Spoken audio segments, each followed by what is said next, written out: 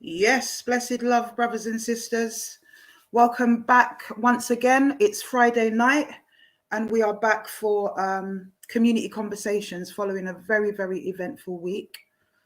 Let me just let the community gather. As always, we have one person so far. I think I went out on a different stream. I don't know if I did the right thing, and I've put it out there in the right way, because I put one on and then it disappeared, and then I put another one. So then I looked on YouTube and then it was on. So I wasn't sure whether or not people would gather. And yeah. But yes, welcome, brothers and sisters. Welcome, welcome, welcome, welcome. Just waiting for the moderator, as always. Blessed love to the people in there. Double D TV, I see you there. Yes, indeed. So yeah, we've got a lot to talk about this week. We've got two people that I want to highlight, two scumbags in my opinion, in the community. One is a very well-known person in South London, or was a very well-known person back in the day. I've circulated his picture, and I want to talk about that individual tonight. I've no doubt that there's going to be lots of naysayers on the back of this one, because he's a well-known face in Brixton. As I said, was notorious for various things. And yeah, so we're going to talk about him, and we're also going to talk about a character who currently lives in South London, but is originally from West Kensington. So we're kind of slowly moving over to the West London side. I've been saying it for a while. There are a couple of names that I pulled out quite a few months ago now, that were from West London, and we didn't get any bounce back with that. There were no victims that came forward.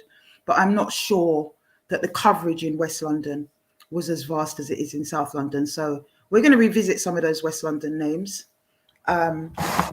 because, you know, we had a victory, I believe, on Saturday when we turned out. I mean, look, we turned out, we locked down the Brixton Road, which is what we set out to do, and we made our voices heard and resonate across that area, and particularly on the patch of Rat. And, you know, as the universe would have it, he was compelled and driven to join the proceedings, which for me was a plus, because what it should do, you know, what it should do, and I think it has done, is break that myth, break that mold, yeah, break that stranglehold that individual had on the Brixton area, on the South London area, at that moment in time. Do you understand? And back in those days, but at that moment in time on Saturday, what we saw, what we witnessed actually, and it happened very, very organically, but what we witnessed was the stripping of his power. And I've watched it back a few times now. When we spoke on Monday, I hadn't quite watched back all the footage, and to see how powerful that moment was. I better take this because it's my moderator. Yeah, I'm going to mute up for a minute, guys. Excuse me. Oops, I don't know what I'm doing here. Hello? It's here. Yeah. You're live on the phone, but no one can't hear you. They can just see me speaking. I'm here. Okay. Yeah. So not sure what I've done to my screen there, to be fair. Sorry, people. You know, we're as organic as we always are. It happens as it happens. So yes, blessed love people. Yes, a lot of people are glad that they attended. I'm glad you attended. I'm glad that so many people were brave enough to come out. And we had good numbers.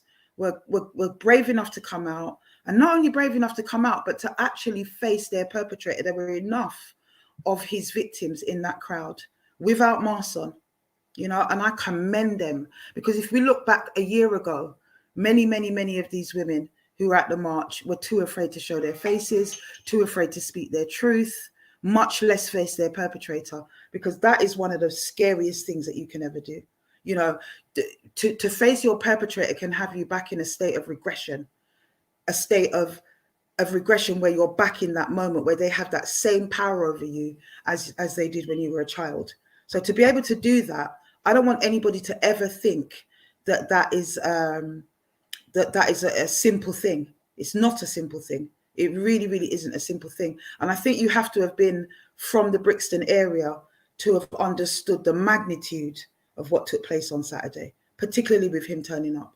I mean, it was enough to take that voice or take that issue onto the streets of the Black community, in the heart of the Black community, but to also face a perpetrator. You know, he might have thought that he'd come to disrupt the proceedings, but he'd done nothing more than embarrass himself and actually give more energy and more power to the victims, which is actually, you know, even though he's done that inadvertently and not intentionally, that's exactly what he should be doing, is giving his power, giving that power back to the victims, which he first took that from. So I hope it sends a really, really strong message to the sisters that are still out there, that have not spoken out, that are still in suffering, that are still in fear. You have nothing to fear, my sisters. We've shown you that. Yeah? DM me or go to the police or both. That's what we want to say to you. Stop feeling ashamed. Give that shame back to that individual, because it does not belong to you. It really, really doesn't. Yeah? And we as a community and a collective are stronger together. I've been saying it since day one. I always use the analogy of Debo from Friday. Anyone who saw the early stuff will remember me saying that. But Debo from Friday, you run the bully out of town, you stand firm together. They can't beat everybody. They can't beat a collective body of people. And that's what we need to build as women. Yeah, we need to build a collective body of people, of women, of sisters that are willing to stand up like we did on Saturday, but also that are willing to give their passion, their time, their experience, their skill sets, you know, and their love to this movement, because it is a movement and we want it to remain a movement. Many movements die, they come, they go, they die, they are fads. But that's not what we're building here. That's not what's happening. You know, what started as a call out of one man has snowballed into a complete expose in the Black community. That's what's going on. And it's creating upheavals in families, in community, across the board. But we can't stop, because so many people have been liberated by his time is up. So many people have been liberated by that. And we saw that on Saturday. I had such an outpouring in my messages and my DMs everywhere. You know, even on Saturday itself was just completely overwhelming for me in terms of the magnitude of gratitude. You know, people saying to me that I've not spoken about it to anybody in 40 years and I'm speaking out for the first time. We had inspirational sister Pam, you know, who's in that very same position. Why should we have to get to our 50s and our 60s before we're able to speak our truth? Because we have a community that refuses to accept and acknowledge the things that are happening to little girls. So little girls don't feel able to speak out. And that goes on into womanhood. Women don't feel able to tell their husbands or their children, for instance, because of shame. Shame, you know? Pride and shame, it comes before a fall. So says the scripture, which I believe in fully. But while I'm on the subject of in our 50s and 60s, all right, I want to talk about Peter Bailey. Big name in Brixton for all the Brixtonites who know him. Yeah. Big name in Brixton, especially back in the day. Very well-known character for lots and lots of probably all the wrong reasons why he was a well-known character. Now, I haven't had any reports that Peter Bailey is a paedophile. No, that's not what we're saying he is. But what I have had is various rumblings and mumblings for quite some time now, since I started this, about Peter Bailey being a rapist. Now, I had no massive follow-ups on the back of that, just certain people that would continuously comment in my DMs and comment on the lives and things like that. But there was nobody that really came and actually wanted to state a case, if you like, yeah, until recently. And the reason that I'm calling this one out is upon request. Now listen carefully. It is upon request of the victim herself why I'm speaking about this. And also the victim's daughter, not just the victim and the victim's daughter, who want me to highlight this in spite of the fact that he has been reported to the police. This happened sometime at the end of July, beginning of August this year. He's been arrested and questioned and bailed. Yeah, bailed. When I go on to tell you a little bit, not too much, about what he actually did, I can't go into too much detail for obvious reasons, because of the ongoing police investigation and the stage which it is at. But what I can tell you is that he is unequivocally been arrested and very close to being charged with the rape of a grown woman who is in her early 60s. In, I don't know which is worse, paedophilia or gerophilia, you know. And that's not a disrespect to the sister, but when somebody reaches over the age of 60 in the UK, they are known to be OAPs, or they used to be. But, you know, 40 is the new 30 and yummy mummies and all of that. But 60 used to be the official line to say that you was an old age pensioner, certainly when I was coming up. So, yeah, things have changed. But the point is, this is a big woman. This is a big woman that already has her own issues to deal with, okay? And this Peter Bailey took those vulnerabilities with that woman, allegedly, according to her, and according to what she has told the police. And he is alleged to have drugged her and raped her. And that's as much as I can say. I cannot tell you the details of that. I wish I could. But let's just say it was very, very heinous indeed. And she needed hospital attention.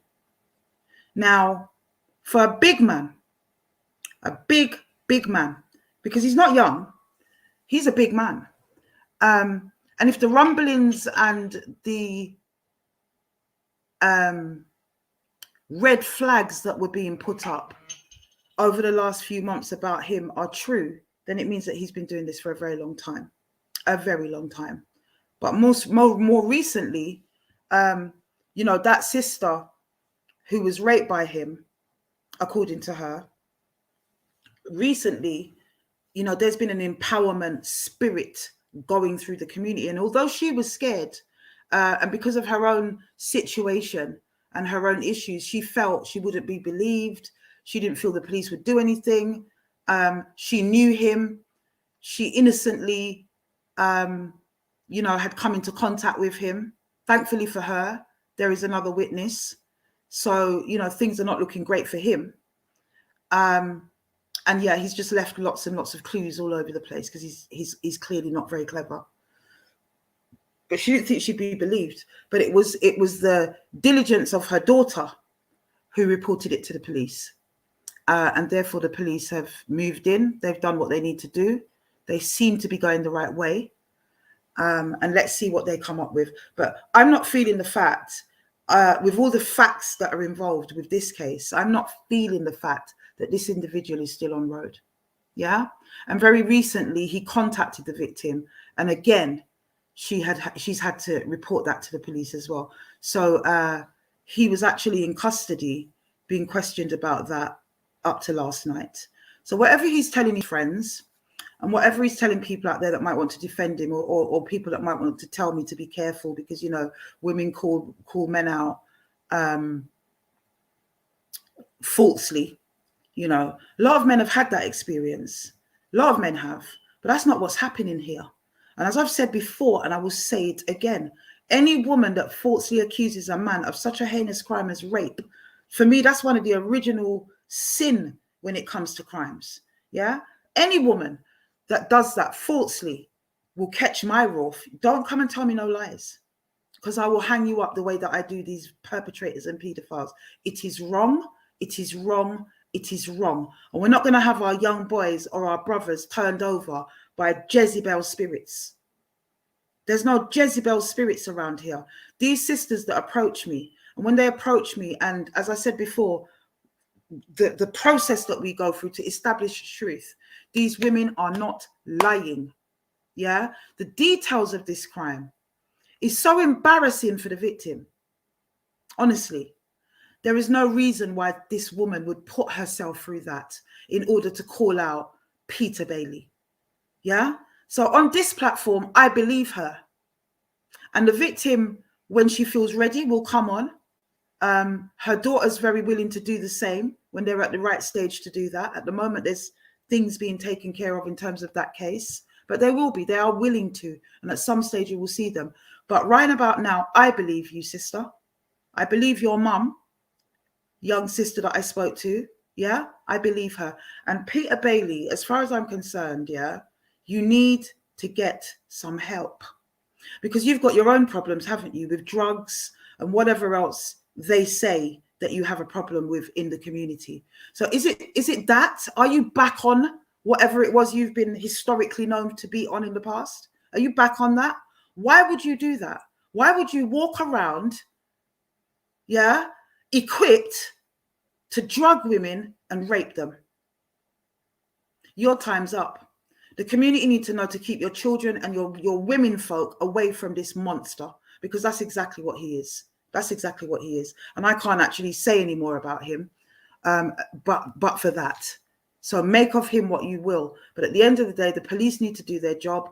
And if he's still contacting victims, as Rat has done, with a victim it's going through court in the same sort of way as it is as Peter Bailey's case is, yeah, except that's more advanced.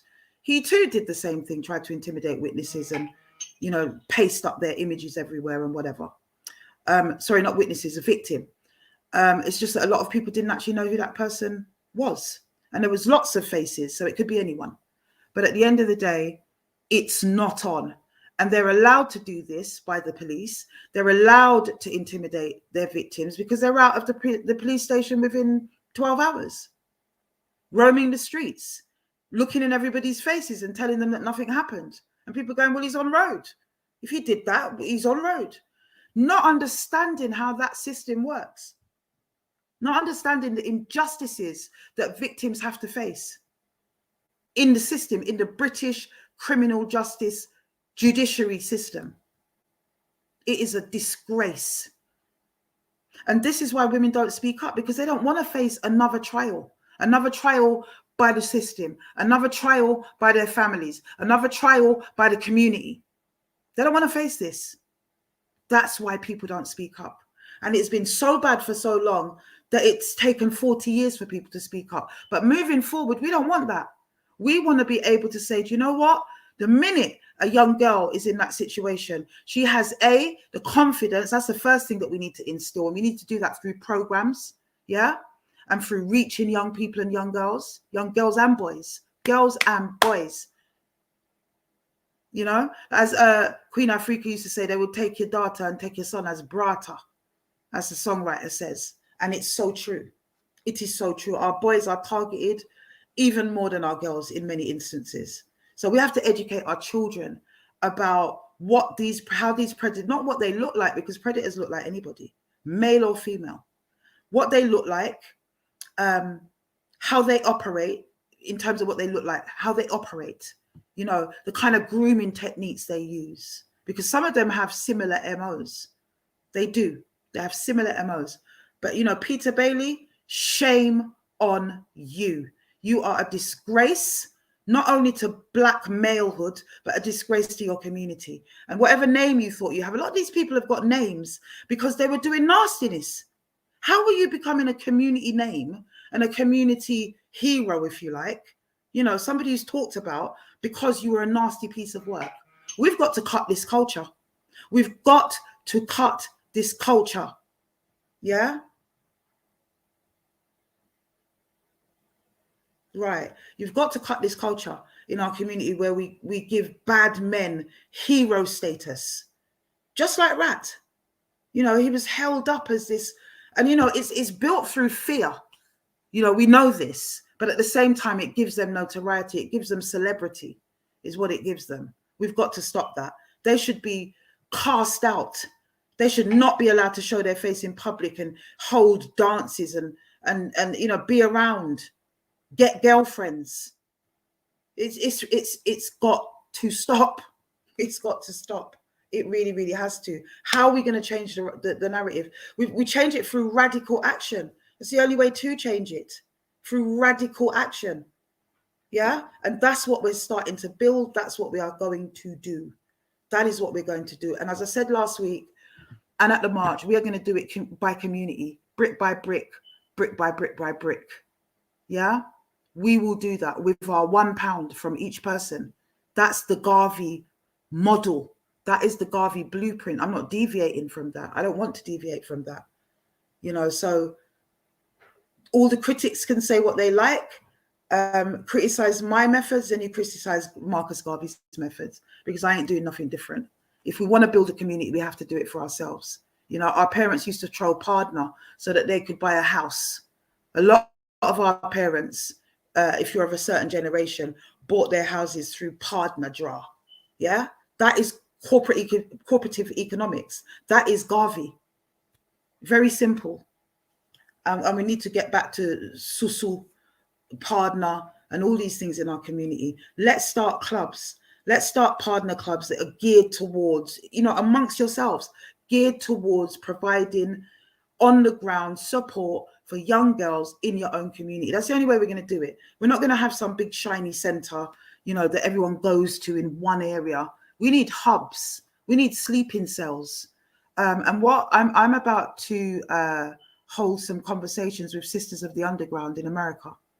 And, you know, hopefully we can collaborate in trying to replicate that model here in the UK. It's something that I want to do, but it's something they're doing in America anyway. So let's not invent the wheel. Let's collaborate. We've got the same problems with sexual abuse in our community. We're all part of the same Black diaspora, African diaspora. Okay. I want to do this in England. Oh, you're doing it over there. Wow, I thought my thing was original. Well, it's not. It's being done in America, and in terms of building a female vanguard, building a female army of people that will outreach, access young girls and boys where they are, and safeguard and vanguard them against predatory behavior and attacks. That's what we want to do. And I'm going to flash up the email address, the campaign email address.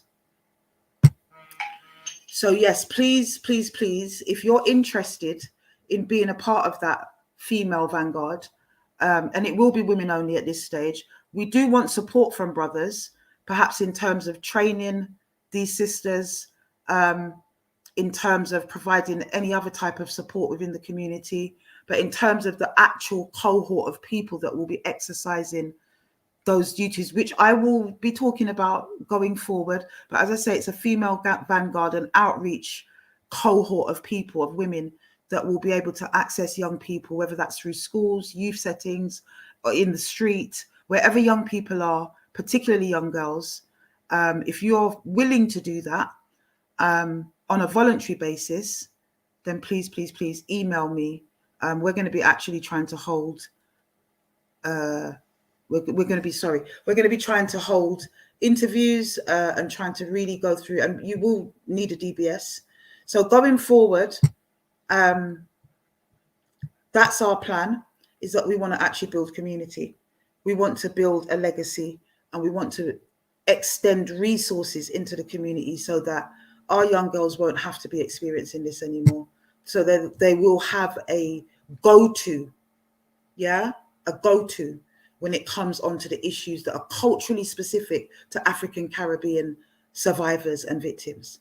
Because, you know, there used to be a time when, you know, this kind of first wave of activism that was in the UK, which I was very, very much a part of and at the center of, where we had managed to broker cultural specific posts within the statutory and voluntary sectors, within the public sector.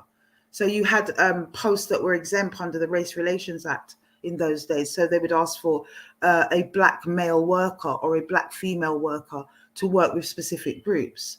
That all got swept away along with the Act when what happened was the Equality Act of 2010. And I remember being one of the campaigners that was against that act, because the way that it homogenized all the rights into one act, and it was inevitable that only one kind of rights would be more prominent out of that cup that they pushed everything in, you know. So that's exactly what happened. So the Discrimination Act, the Sex Discrimination Act, the Disability Act, the Race Relations Act, all of these acts were put into one act called the Equality Act.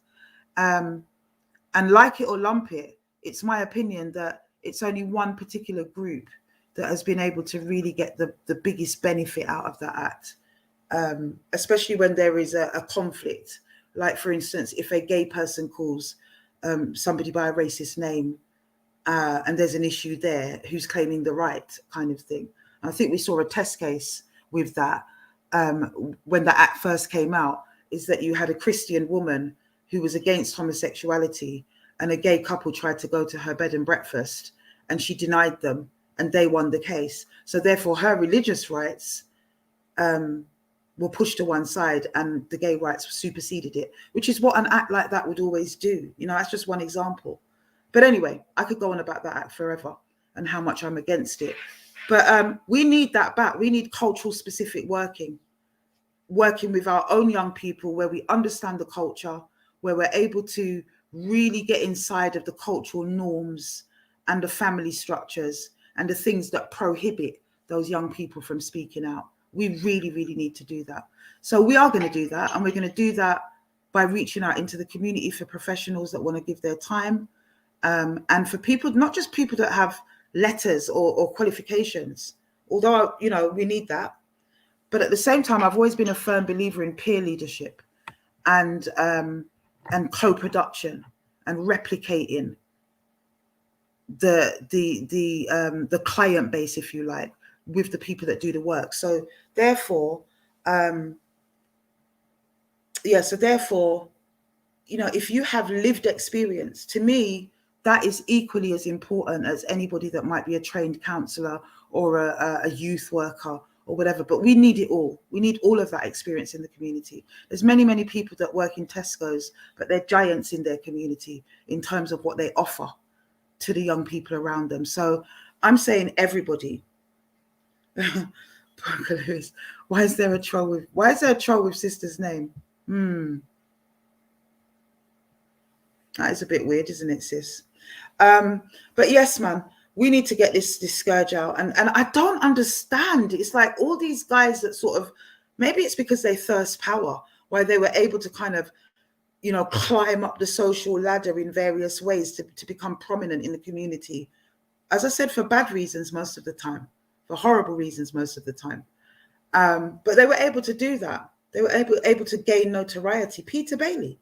It's a name that I've certainly heard over the years, you know, as I say, for the wrong things, but I've certainly heard it. There were certain legends from a certain era who were notorious, and he was one of them. And now we find out yet another name that everybody knows. It was up to stuff, was up to the most heinous things, was raping women. It obviously was a culture on the roads. Roadman of those days, or people out there, music man, roadman, we know what we mean by roads, were into this clearly, especially in Brixton at the moment. I won't say especially because I know it was going on everywhere, and I know it was a culture everywhere, but Brixton is, you know, it becomes prominent for so many things, doesn't it? You know, when Brixton does things, it doesn't do it by halves. That's for bloody sure. But yeah, they, you know, these guys were just raping their way through the community. That's what it seems like to me. I was shocked when that name came up, you know, and I made sure that I double, triple, quadruple, cross the T's and dot the I's before I said anything. Yeah. But as I said, upon request of the victim and the victim's daughter, they wanted, despite police intervention, despite police reporting, despite the fact that he's about to be charged, yeah, despite all of that, they want him exposed. And they want him exposed because they want other women to know what he's dealing with. Don't be left alone with Peter Bailey. Don't let him into your house, yeah?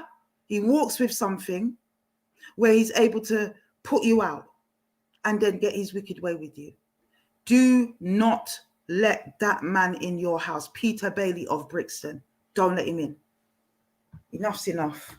I'm just disgusted, my brothers and sisters. I just cannot believe how it is that we are experiencing this. I really can't. And what was so hidden? What was so hidden? You know, you raved with these people. You went out with these people, many of you. They were your baby father. They're your brother. Where the man them are going with? And instead of you brothers defending these brothers, you need to start asking them some really serious hardline questions. You really do. Start asking them questions. Stop. It's easy to just deny the sisters, but you saw for yourself on Saturday, these weren't women that were just chatting foolishness or somewhere in the shadows or somewhere in Afua's imagination. There are women out there, and you would not have seen that outpouring of passion towards rap if half of those people weren't his victims. Grown-ass women and their supporters were at that march. So you know, what are they saying now? All these soothsayers, huh? All these enablers. What are they saying? Because at the end of the day, we clearly have an issue. And I want to know, before I go on to the guy in from West London, who now lives in Camberwell, before I go on to him, I want to know, and I'm asking this very sincerely, where were all our community leaders on Saturday? There's man like Lee Jasper that will come out for the Kill the Bill march to Rotted. But he wasn't there for the sisters. Yet you have the audacity to try to portray yourselves as a representative for our community. But yet you do not want to protect the most valuable women in the community. You gave them no validation whatsoever. All of you, even some of the ones that hit me up. You know who you are. You know who you are, brother, that was supposed to have meeting after meeting with me, my brother. Yeah? Say the wrong thing and I will call your name. But you know who you are, community leader, building stuff for women, black women and all the rest of it. And actually, you know, you perched, brother, on my back fence, looking grease on my baby father, Vivamun, for your own agenda. That's what you were trying to do, brother D. Yeah? You're out of order. And me and you need to have a conversation. You need to have a conversation with me because you see your integrity. It's in tatters as far as I'm concerned. The brother knows who he is. I'll deal with him another time. And all the other community heads, you know, where were they? They weren't there. These big brothers that speak out in our community, that's always at the forefront of everything, that's always at every march and every talk, they didn't come out. They didn't come out for the women. I'd like to know why that is. I'd really like to know why that is. You know, the men of Brixton that were shook of rap, the women of Brixton that were shook of rap, that didn't want to get into any trouble or felt that there was going to be violence. You know, we see with you because these people were monsters in the community. You see anyone else, especially those that was riding on the coattails of Brixton legend, chatting rubbish, talking about the, you know, people are going to move to people and, you know, people are telling you that there's going to be a disruption and people will become targets. You know, there were people spreading a whole narrative about stuff they knew nothing about. Yeah, nothing about, because they ain't Brixton and they don't know Brixton. You know, you don't have to always be from Brixton to know Brixton. You just got to have a long-standing relationship with Brixton, which many of these people did not have, especially those that were chatting the loudest, talking about risk. There was no risk. I always knew there was no risk at the end of the day. Not when you stand up for righteousness. And no one who claims to stand up for righteousness and for the love of our people should be afraid of anything. That's what I'm saying to everybody today. Nobody should be afraid of anything. People that are calling themselves activists, people that are calling themselves vanguards of the community, people that profess to protect the women in our community, the sisters, the aunties in our community, are too reserved to do the right thing, knowing that this man is a monster. Yeah, they had a disclaimer. Oh well, where's the evidence? That was the get out clause. because it would have been too much of a bruise to the male ego and to the masculinity to admit that you were shook. You were shook. That's what you were. And that's why you couldn't come out and protect your women. Shame on you. Shame on you. You think the Muslim brothers from the Asian and the Arab communities could have ever let their women be out there as sitting ducks with all the different with all the different threats that had been coming in? You know, women that want to speak their truth. That's all it is. And we're getting threatened with our lives and threatened with more rape and all kinds of heinous atrocities. Yeah, you think the Jewish Hasidic community up there in Stamford Hill would have left their women like sitting ducks like that? Shame on you. And I don't care any one of you black men that want to accuse me of trying to tear black men down, want to accuse me of trying to divide the community. I don't think so. I don't think you're going to get away with that old cliche, because it's a cliche. And it's time that we had this very serious conversation between ourselves as black men and women. I don't want nobody else in the argument. Like I said before, none of your business. Go take care of your own family business. We've got a conversation to have with our partners, with our husbands, with our sons. Yeah, and our grandchildren, our grandsons. We've got a conversation to have. Why has it been okay to know that a man is beating his wife and do nothing? What, you know, we've not even got the family sometimes. Yes, we have that individually. You know, if a man put his hand on me in my family, there's going to be an answer. There's going to be an answer. It depends which way I want to call it, but there can be an answer. You know, I'm not saying individuals. I'm saying as a community, as a whole, we've got no mechanisms to say, no, this isn't good enough. You know, it's hidden in the church. It's hidden in our mosques since we've been converting. It's hidden. The abuse, the rape, and the beating of women and girls. It is. And we've got to have that conversation. We've got to say, all you community brothers, where was NOI? Huh? Where were the bow ties? You lot knew that Rat was looking to, and his cohort, and all these people were looking to harm people. FOI, where were you? You don't have to like me. You don't have to hold belly because I called you out, Brother Abdul Karim. You should have been there on your patch, Brother Abdul Karim, protecting the women of Brixton. That event was going on your doorstep, and you sent no one. You sent no one. That to me is a testament of how subjective your leadership really is, because this is about me. They don't like me. They don't like the fact that I've spoken out, and in the way that I've spoken out. They don't like it. So what do? They fail in their duties, and it's wrong. It's wrong, is what I've got to say. It's wrong. But yes, my sisters, beware of Peter Bailey. Nasty piece of work. Nasty, nasty piece of work. But let me talk about another nasty piece of work. Let me move on from Peter Bailey momentarily. And I will keep you updated as things progress. Because what I want to do, especially if any cases come up while I'm still in the UK, it's possible, or then again, it's not. They usually take quite a long time. But, you know, let's build a strong foundation before I do go back, so that we can represent on the ground, you know, in my absence. I will be bouncing in and out, but we can represent on the ground things like when the court cases come up, and there are a couple that are pending. Don't worry.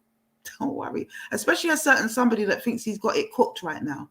A certain somebody that likes to put out memes, and deny victims and try to gaslight them, especially him. His time is so coming. So like I said, he better think about which toothbrush he's packing rather than putting out stupidness about people. But we want to be able to go into the public galleries. We want to be able to be visual outside the courthouse. We want to be visual at police stations when people get arrested. Because as I say, it is all coming. And we want people on the ground that are able to do that. How are we going to do that? Keep tuned for updates going forward. Because as I said, it's there, it's in the background, structuring. It has been even prior to the march, prior to the inception of the march even. Yeah. So just stay tuned for updates. It'll all make sense going forward, my brothers and sisters. But let me talk about a guy called Colin Moore. Colin Moore is 54 years old or thereabouts right now. He lives in Camberwell. but he's originally from West Kensington. Yeah, from them areas, from Grove area and stuff. He also has been reported to the police and has a pending case. So I can't go into too much again of the details of that. But what I can do, upon request of the victim, she wants me to put his name out there because we believe that there is a lot of other victims. There are young girls as we speak. There's a particular victim that the individual spoke to who's too afraid to speak out or just says she doesn't want to get involved. Well, I'm afraid, sister, and you've been quite blasé about that when it comes to Colin Moore, haven't you? I'm afraid you need to take responsibility because it's that kind of behavior and enablement that makes these things possible, that made you a victim, her a victim, and anyone else. You need to speak up. Colin Moore is a scumbag of the highest order.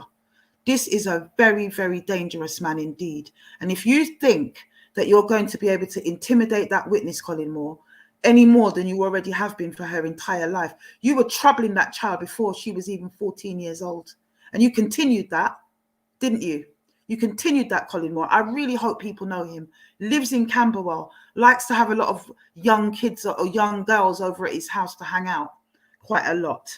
Yeah? Of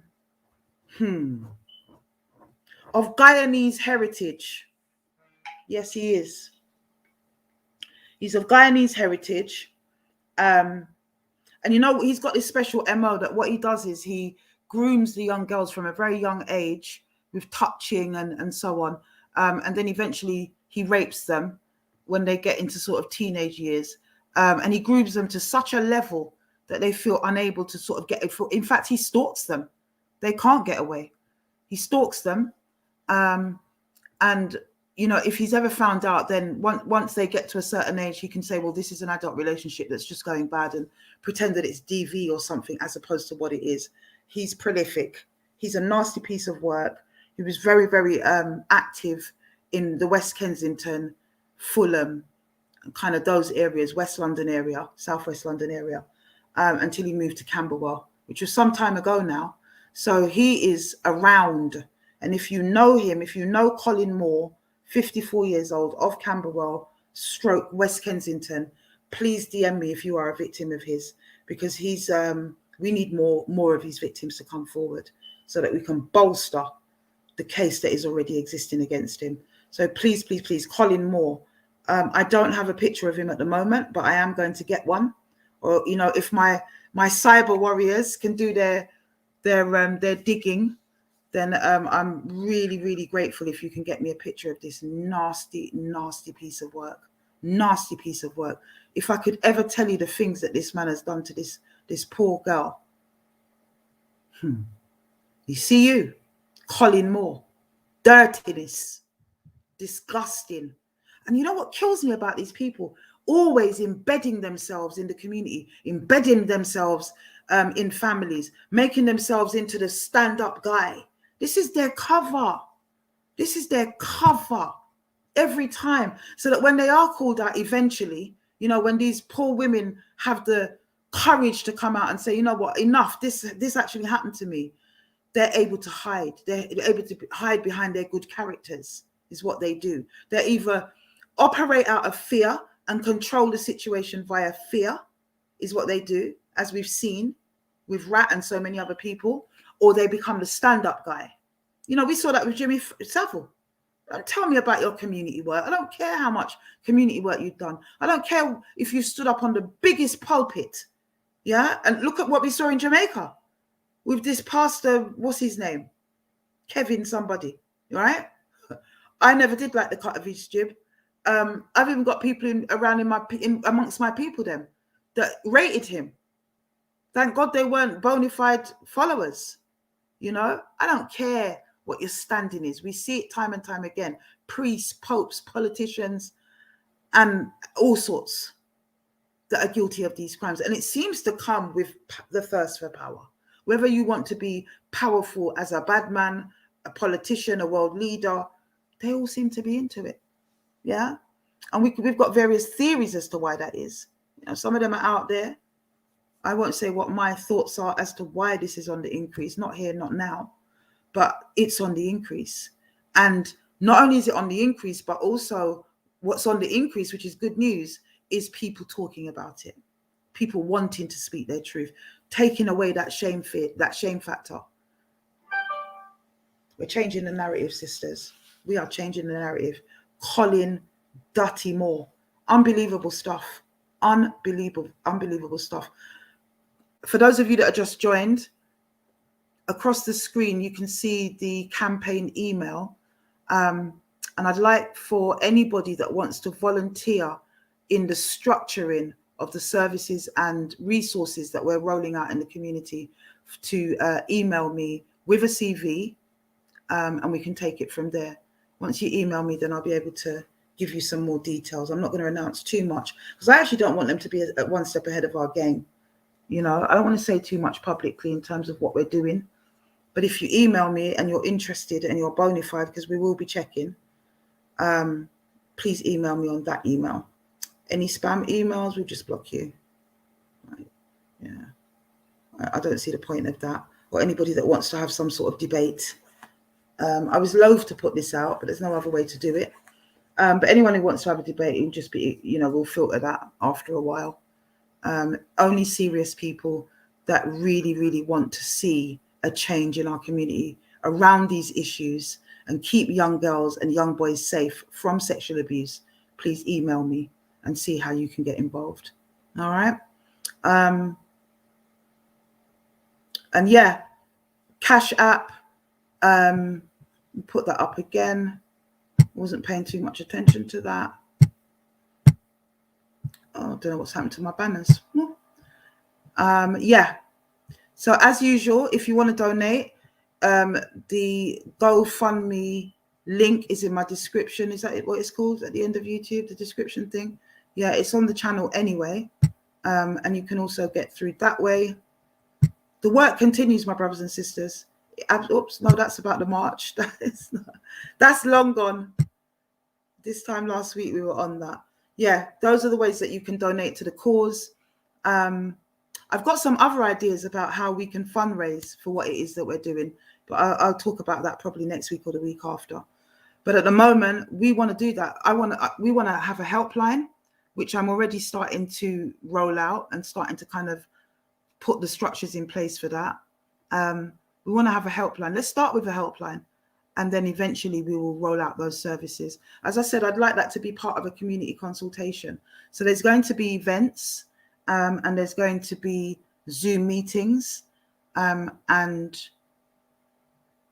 yeah, gatherings where we can actually bash that out and you know, collectively decide what those services and those resources should look like. Because I can have my ideas about it, but is that actually what's needed out there? That's what we need to sort of ascertain as part of a community consultation. So that's going to take place in various forms, as I said, in groups, in events, and in online collaborations and meetings and so on. And we'll slowly build that as the women of the community, because we're the ones who've been affected. We're the mothers, we're the grandmothers. It is our seed that inherit all that we've left behind. So let's make sure that we've got this. You know, there was in my looking for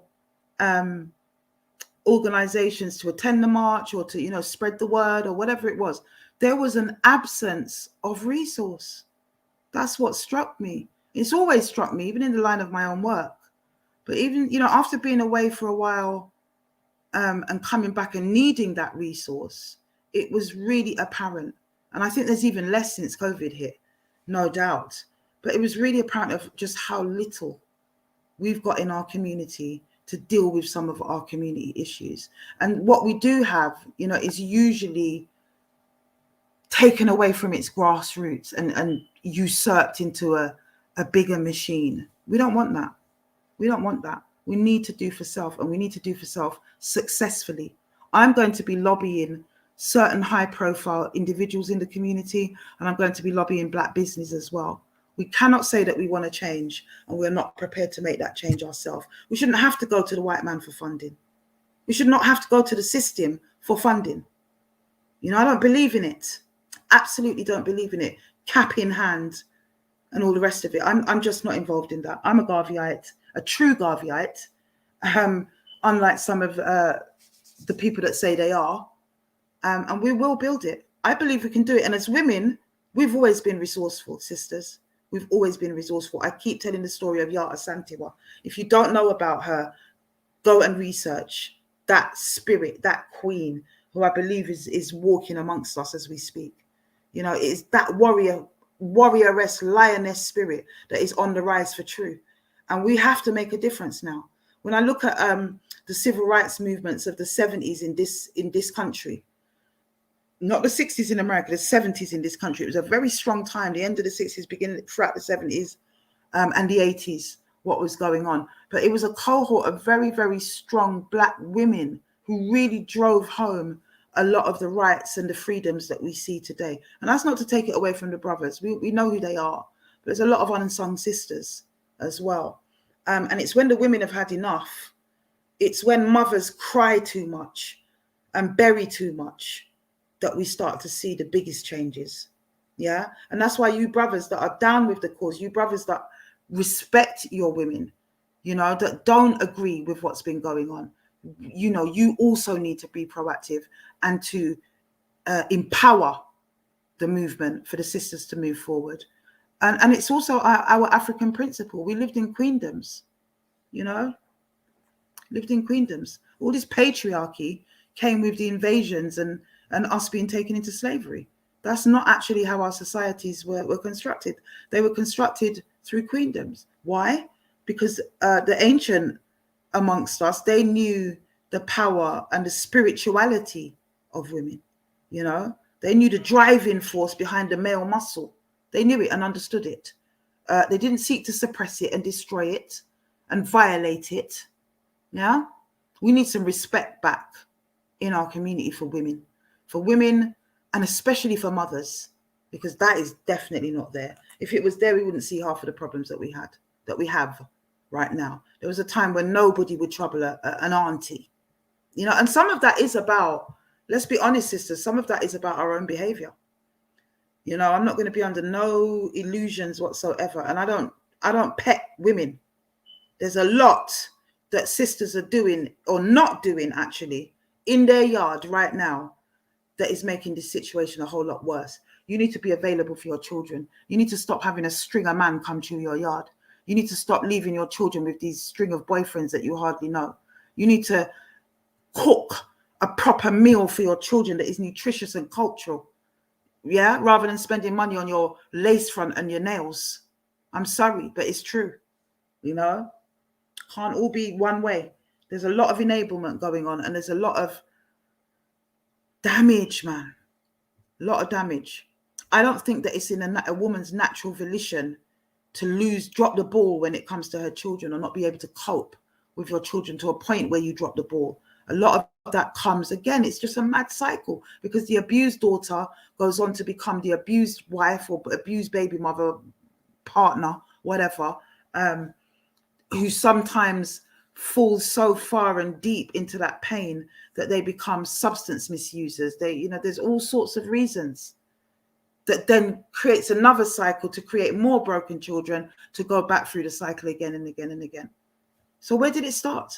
Do we blame the sisters? Do we blame the abusers that turn those women into those sub-functioning women that they've become, or mothers that they've become? You know, poor mothers, bad mothers, if that's what you want to call those women that are bad mothers. Nobody electively becomes a bad parent, I don't believe. So it's the damage that takes place that we really, really, really, really have to get a grip on. And we can only do that through supporting each other. It's the only way we're going to do it. Only way we're going to do it. I don't want to spend too long in the country. I don't want to be here. You know, I left for my own reasons, as I've said. Nothing to do with what's going on now or this campaign. It's just the latest in a long line of campaigns. When I'm passionate and I'm driven to say something, I will say it. Oh, big up, before I forget, I've just seen it on the screen. Big up this brother here that gave me this T-shirt. This is an organization that's fighting,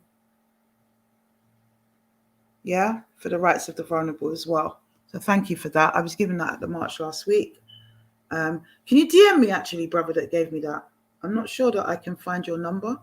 And anybody that I haven't contacted as well, on the back of the march, I said I would. Can you also re-DM me? Because I'm just in a sea of messages. I need an assistant. I need a personal assistant, actually. The amount that's got to be, that we have to go through. Yeah, the volume is big, and therefore we can't ignore it. We can't ignore such an outpouring from our community. We can't do that. You know, even if I wanted to stop, which I don't, and I won't ever. Even if I wanted to, I couldn't right now. There is no way that I'm going to see such an outpouring and not answer the call of duty to my community and to my sisters. It's just not going to happen. Yeah, and as I say, I've got lived experience, and I've been through what practically all these sisters have been through. I've been through very similar things in my own life, and I know firsthand the lack of support and the lack of resource that is out there for women to speak up. We've got to start trying to make it our culture that we do speak up, not the opposite. And that's not going to happen overnight. It's not going to happen overnight. But yeah, Colin Moore. Anyone know him, please? I've not seen anyone in the chat that knows him. There's anything that jumps out. But you need to keep your daughters away from that man, Colin Moore. Keep your children away from him. Yeah?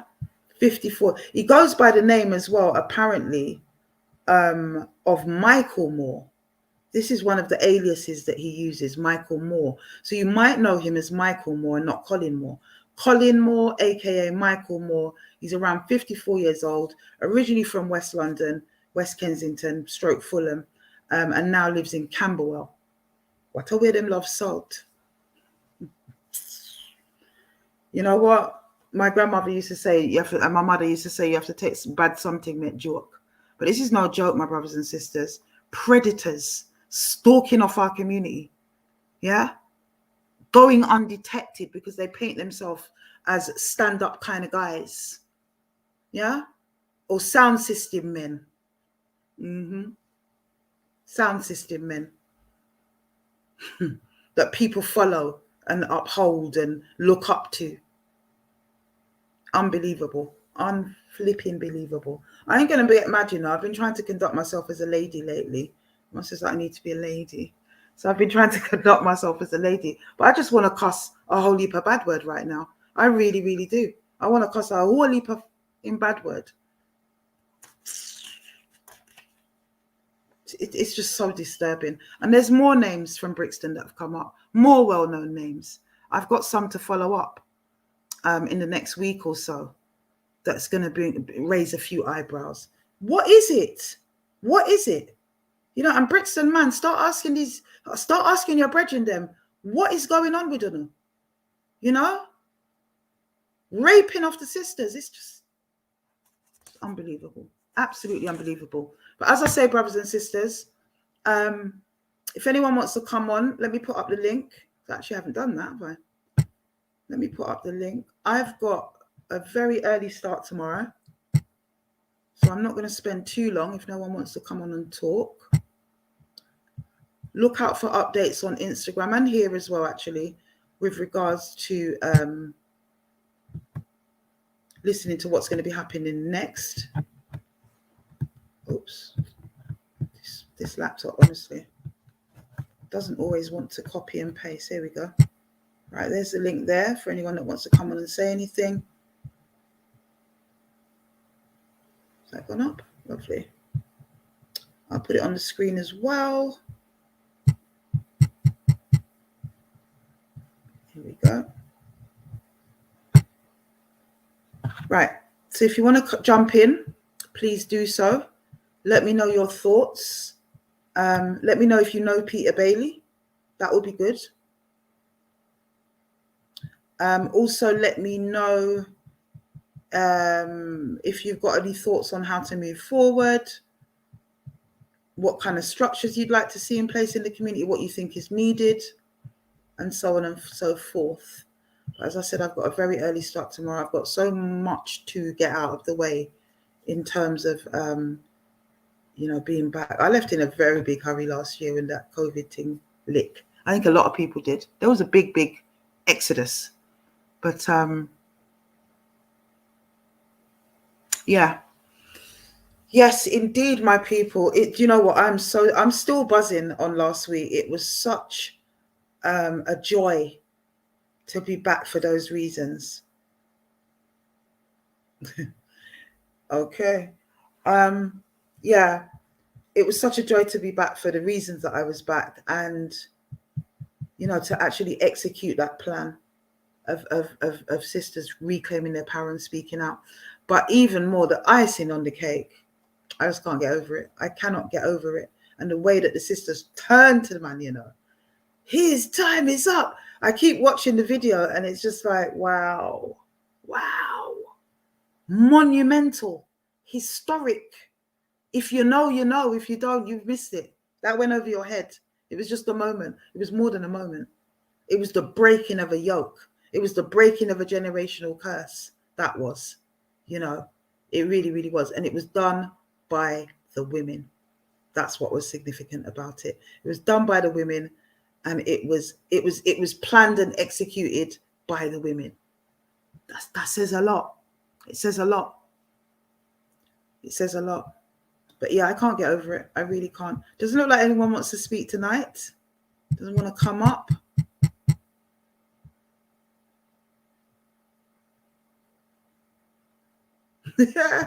Yes, indeed. The sisters were ready for his ass. You know what? I was like, oh my God, sisters are wearing boots and tracksuits and trainers. Yeah, everybody was ready. Absolutely 100% ready for anything. We were ready for anything.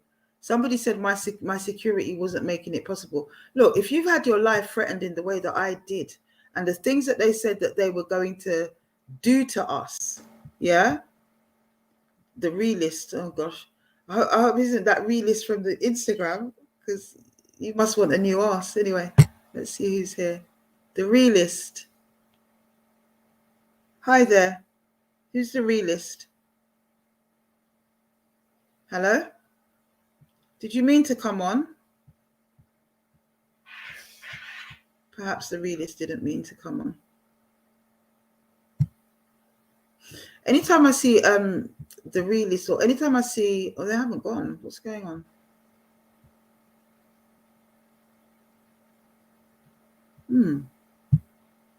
Still not coming on? Are you aware that you're on? Obviously they're not. Let's get them off. Right. Yeah, so maybe that person done that by accident.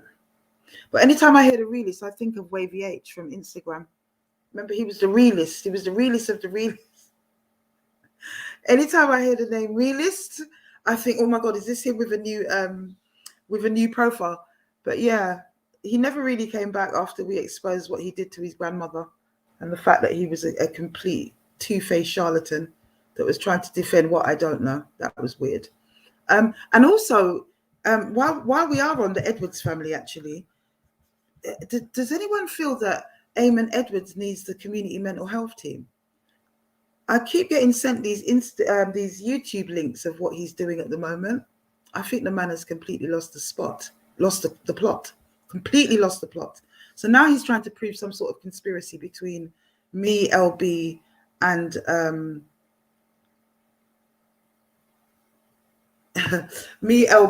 his child's mother, Caroline. He's trying to prove some sort of conspiracy, and we've all set up with each other to bring him down. You're just not even important. You're not important for anyone to plot something against you. Like, I don't even know you, this man. I've never met Eamon Edwards in my entire bloody life. I don't even know what he looks like. There was one little picture of him back in the day holding a baby or something that's been blacked out. The baby's been blacked out. And it was passed to me, and I put it up on my Instagram. But that's him probably when he was a kid, when he was a teenager. Him now, I couldn't tell you what this man looks like, much less have some sort of vendetta against him. I'd never met LB in my life before she approached me to tell me what had gone on. with Raymond Amon raping her as a child. Okay. And that gave rise to his daughters speaking out as well, because they'd been speaking out in the community for God knows how long. And so, sorry, that's not true. It didn't go in that order. No, I'm getting it wrong in my mind. It wasn't in that order. His daughters actually contacted me first. And because his name came up, sister came forward as well, LB. So I'm sure it was in that order. You know, prior to that, I'd met his child's mother once. And that was because for a very short period, probably no more than 4 or 5, 6 sessions, if that, she was my client back in 1997. When I left there, that workplace, Brixton Drug Project, in 1998, I never ever saw her again. Not even in Brixton. Didn't see her at all. She popped up when Amon's name was called to validate what was being said. And that's it. That's the truth of the matter. I can swear to it all day long. You can string me up to a lie detector machine. But will you be able to be strung up to a lie detector machine, Amons, and speak the truth about what you've done to your daughters? And probably other people's pick-me as well. You know? That's just an assumption, an informed assumption. Because people like you don't just stop at 1 or 2 or your own, do you? No, they don't. So, yeah. Do you know what? I'm actually inviting him to, I'm inviting him and Rat to take a lie detector test. It was the first person to actually give me that idea was JJ, who spoke on Saturday from Blueborough. And I think it's an excellent idea. You know, they're not actually that expensive these days. I thought they'd be like thousands upon thousands of pounds, but they're actually quite accessible. You know, they're not cheap, but they're accessible. And yeah, I'm going to throw down the gauntlet. I would like that to happen under the right conditions, because when you're with I don't know what they call them, polyographers. I don't know what they call them, but the people who conduct those things. Nobody else can be in the room except you and the examiner. Yeah? No one else can be in the room. So if we can broker that and have that overseen in a particular way by particular people that are, you know, maybe not affiliated on either side or whatever, that are just completely impartial, and have that overseen, I don't see why anybody who's innocent should not want to take that up, especially if they're not going to pay for it. We're saying, come. Crystal Rose and Jeremy Kyle. Well, do you know what? These things are effective. They're 90% sure. You know, they're quite accurate, especially these days. They're quite accurate. And yeah, I don't see why not. I absolutely do not see why that should be an issue. Because I'll tell you one thing: if my name had been called out wrongly in these proceedings, yeah, I would bite off the hand of anybody that offered me the chance to clear my name. So let's just see what these people are really about. Let's just see. Is the email back up again for you? Oh, hold on. Yeah. Let's see who this is. Militant One. How you doing? Militant One? I don't know if there's something wrong with the thing tonight. That you've definitely been added. You're on the screen. Can everybody see that? You going to say anything, anyone? Maybe it's one of those menacing people that like to threaten and stuff. Maybe this is their new way, to threaten with a black screen and in silence. Perhaps that's it. Okay.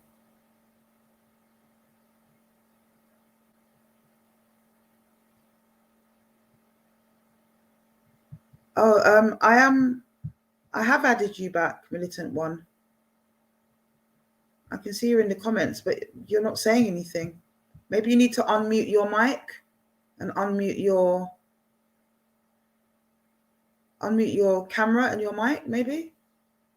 Looks like you want to talk, but can't hear you. Can't hear you. Don't know what's happening there. Sorry, guys. That's such a shame. Try and come back in, Militant One. It looks as if you want to come in. Okay. I don't know what's going on there. This usually works like clockwork, so I'm not sure. Let me just try and take this down. We might leave it there, actually. Right. So we're going to build community. We're going to do that the Garvey way by supporting each other. And we need to start being more vocal about the nasty people in our community. That's the message, more than anything else. What are we going to do? What are we going to do about these more recent people? And this with this Peter Bailey thing, it's not even historic, this one. This happened at the end of July.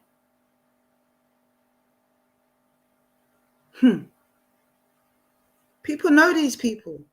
They're amongst us, walking up and down like, bright enough to look in people's faces, like nothing is happening. We've got to make it different. Otherwise, what are we gonna, when it comes on to our grandchildren and they look behind around our era, we can say what our parents did. We can say what the Windrush generation did.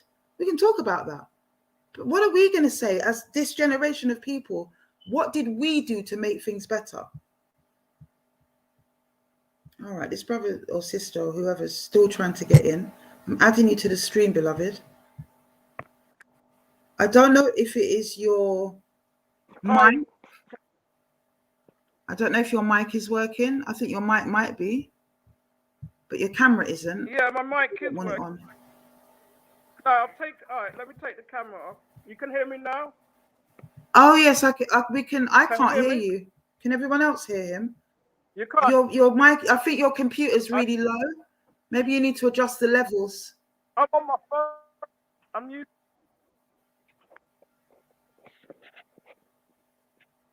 Is it my computer, maybe? Is that better? Hold on a minute. It might be my computer. Hold on. All right. I can see you and I can hear you now. I think it was me. Oh, hi. Sorry about Saturday. I was working. Okay, no worries. Oh, yeah, I've got feedback. I'm using my phone right now still. But yeah, I don't know really what's happened within the black community because I've been around. I'm only 48, but I've been around long enough to know what's gone on around a lot of some of the cities. Because I used to be a cassette man. I used to sell cassette sound tapes and these things. Mm-hmm. So I used to go to the carnival, Bristol Carnival. Brixton used to be like my backyard. I tell people that straight. And I'm not even from London. I was born in Handsworth, Birmingham, but I grew up in Berkshire. And one thing you haven't touched on, if you remember back in the 80s, there used to be within the churches, this is why, when I know this is a touchy subject, that's where the church thing, this whole paedophilia thing has come through the churches. Because remember, they used to have the Jesus Love Me buses, and you used to have the outings up and down. People from London used to go Birmingham, people from Birmingham used to go Liverpool, people from all the major cities as black people, as a community. Like the same thing you're talking about with the, and if I suffer with anxiety, but I don't think it's even that. It's because I'm so passionate about everything. Where are the black people nowadays? Where are the black people's voices? Black people have got a lot to spit about when it comes to coming out of prison and all these podcasts or drill music and everything, which is, do you know what I mean? But real seriousness, you don't hear nothing anymore.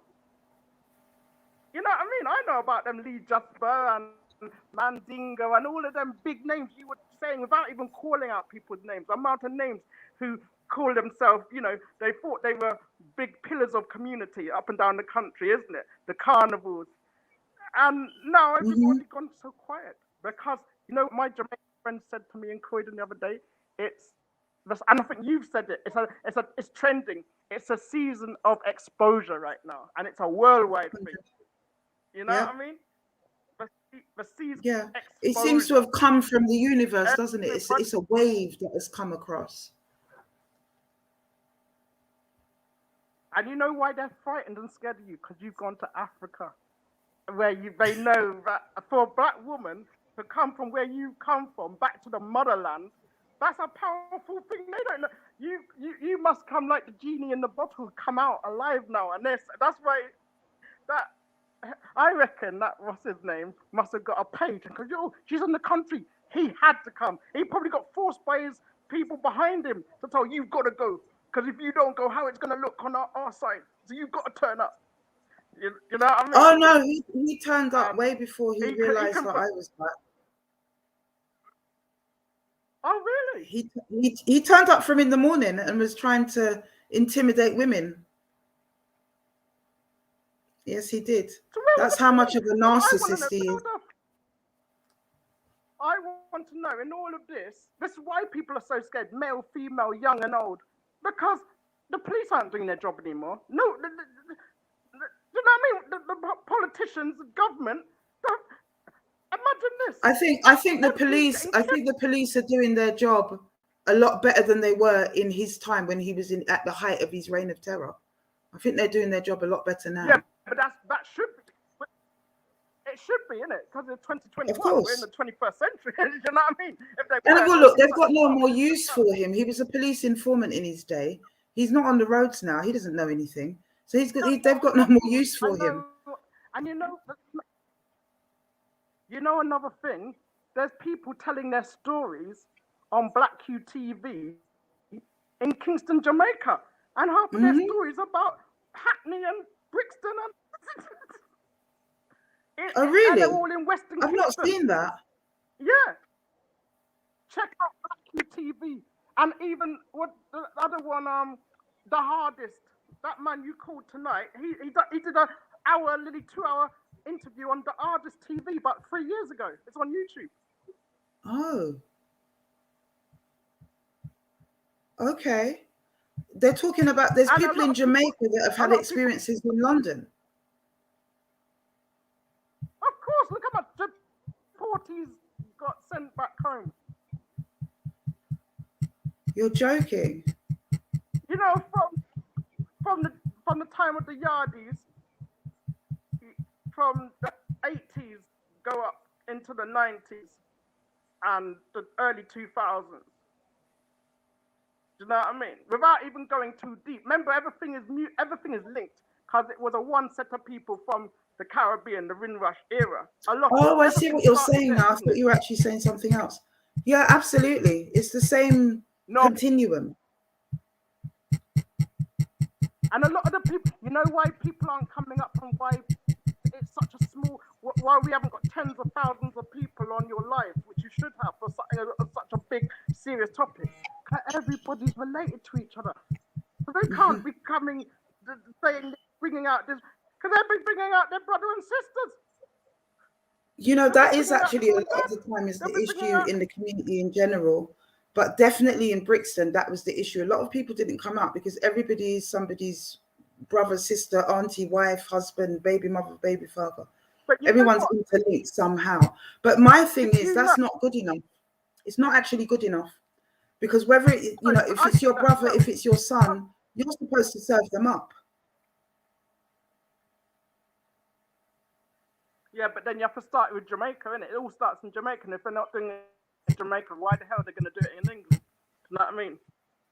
And a lot of these people, you know why they're not just Jamaica, the whole of the Caribbean. One of the guys that I just called out now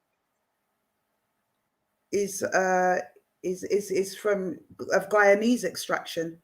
So it's across the Caribbean. It's deep rooted in Africa. It's something, of course, it's become part of our internalized racism.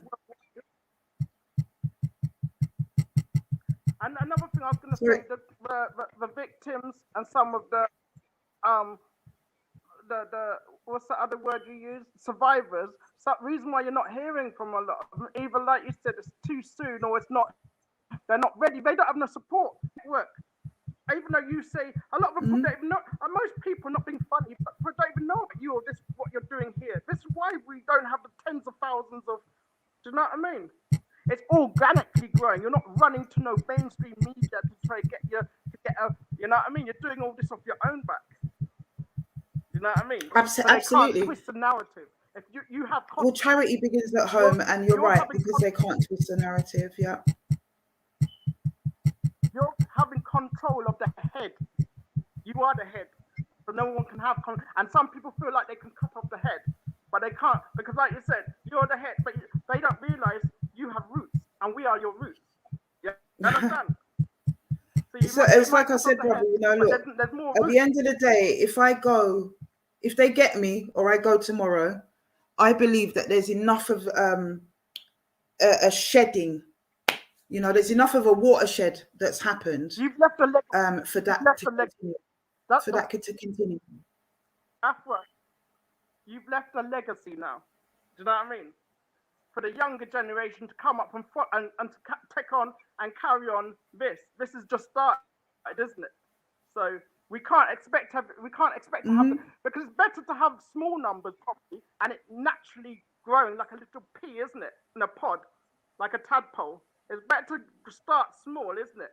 And then it naturally grow to humongous globally. Then come on, but some of these things you see them with like hundreds already, and then thousands. If that, it wouldn't be right, would it, to have because then eventually.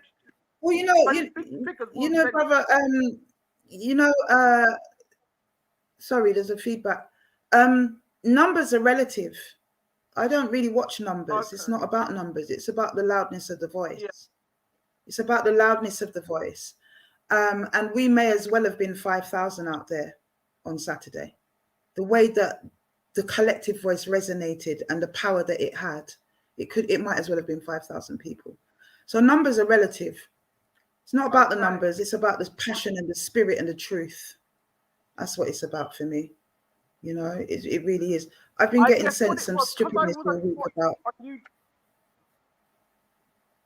I guess what it was because when I came in from work and I caught the last 20 minutes to half an hour what had gone on, because I came in at, like I said, about 4:30. Yeah, and the thing finished 5 o'clock, isn't it?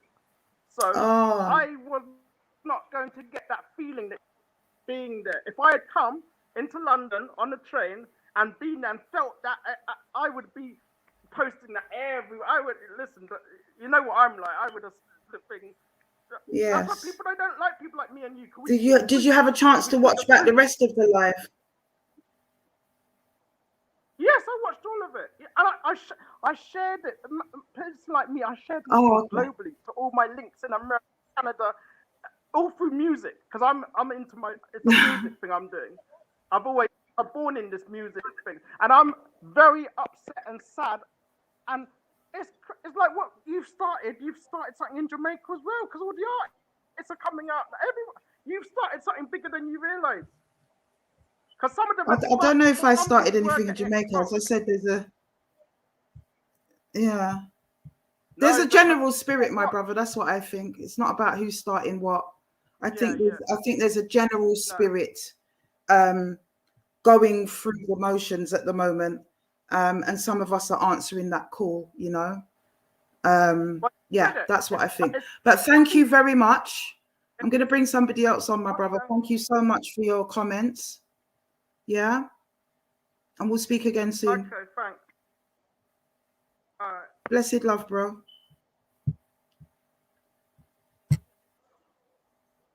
Yes, bless up. Blessed love. Hot stuff. Hot skull. Oh, okay. Yes, hot skull. Well, go on. Boy, these kids don't know about bedtime, so I'm trying to relocate. 1 second. It's all right. Can you hear me, it's all about the multitasking when you're a parent. Why? I can hear you. Yeah. All right, 1 second. 1 second. Don't worry, bro. Take your time. I'm glad I'm hearing from the brothers tonight, you know? Nah, sis. Yes, brother. That's fun. Bless it. Big you up. Let's come on to big you up for what you achieved. You see, I can't breathe. You see, when I tell you, I'm mash up. Says I can't breathe. Oh my goodness. And that's the only reason I weren't there, because I was sick. You know what I mean? but we're not buying to COVID still. I know that. Lemon and lime and honey and out the team. But Nah, there ain't no COVID thing going on out there. you don't know. But sis, listen. My thing is this, because you touched on it already. It's the amount of supposed activists, community leaders, man, them are out there under the guise of we're doing for the community, we're protecting the community. Where the real treasure, bro? Yeah, real talk. I don't want to hear nothing about you're this guy and that organizer. If you ain't touching base with something like this, yeah, because this is a real thing, yeah. On the strength of just sending the video of Karma, I had a woman this week told me she got raped. Yeah, I sent her that. I said, watch this. Next day, she told me she was raped at 14. Yeah, it's all over. And I'm up in country, I'm in Sheffield. So when a man's acting like we can turn a blind eye, listen, you can't pick, choose, and refuse. If you step out as a leader and a protector of the community, yeah, we don't pick, choose, and refuse the topic. Yeah. And that situation there, I don't give a shit what anyone says. Yeah. The courage that you showed, yeah, like I said in the comment on Insta, it was infectious. When you walked out and people didn't expect you to be here, people thought you couldn't come back to England. Yeah. And you walked out there, fist in the air, red flare, don't know. And then you got on that stage and you said, did you think I was going to leave you alone? Yeah. And the worst case scenario happened within the first 10 seconds. My mum was there. And what did you do? You just told him, yo, your time's up, rude boy. Yeah. And I don't care. No paedophile can roll in my circle. Yeah. I say this. I don't need to know the backstory of any man. Yeah. But if you call my name in a paedophile argument as a man, yeah, I'm coming on your live. I'm here like this. As a matter of fact, next week I'm sat next to you having that debate. Yeah. And we're inviting the people who accuse of me. How I want to clear my name for that foolishness. You get me? So I don't give a shit. Silence is compliance in my world, bro. Yeah? Because that's something that you don't want on your resume. I don't know one man in my circles got that on their resume. And that's not to say there ain't nobody with it.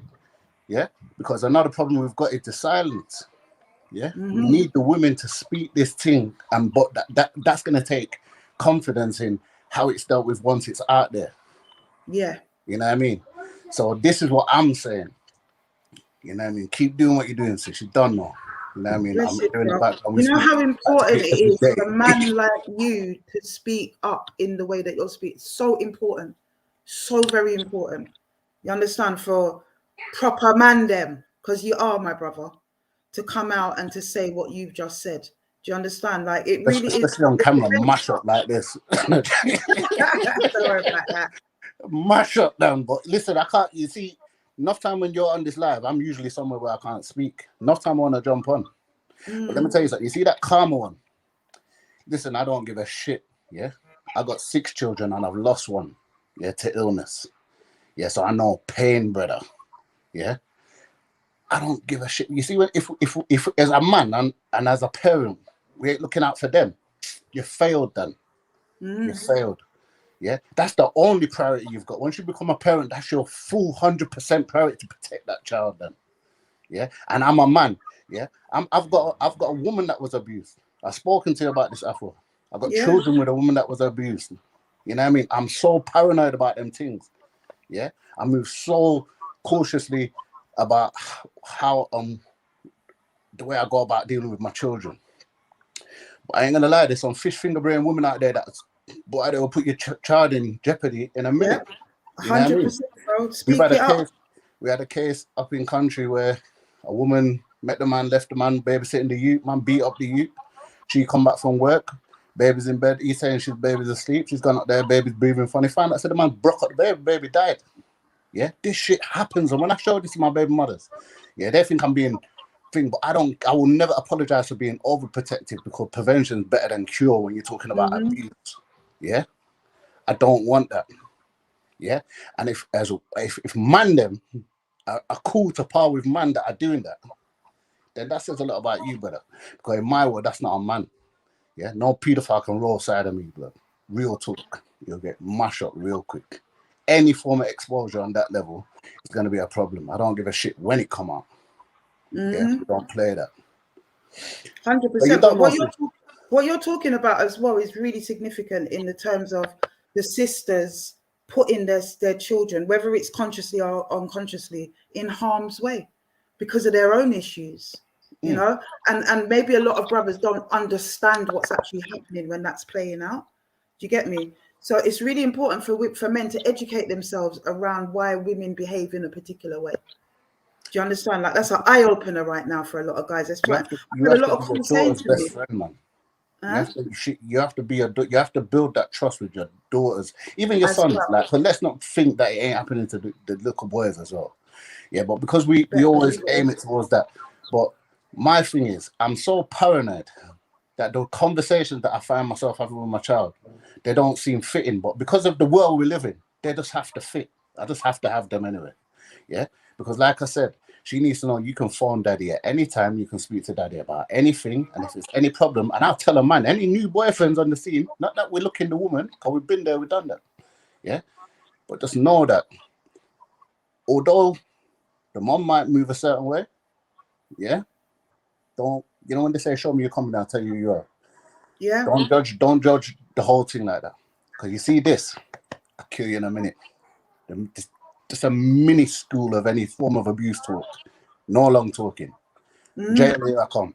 Yeah, no, I'll do it and go there myself. But unfortunately, there's not enough fathers out there that think and behave like you do. You've clearly got a natural father instinct to protect your young and your women. It's a natural male instinct. It's an alpha male instinct to provide and protect the young and the vulnerable. Listen, in the pack. Do you know what I mean? Team. That's what I think is lacking. It is, but you know what though, Afua? Because you know what? One thing I realized in this day and age, I'm just a real individual. Yeah, but there's a few good men. Mega, I spoke to Mega after. You know what Mega told me? Say tears. There was times he had tears in his eyes when he was at that march, blood. Yeah, you see that brother there, a real soldier then. Yeah, because my thing is this. Oh yeah. We've had all sorts of passer in the middle Without of all of this crap.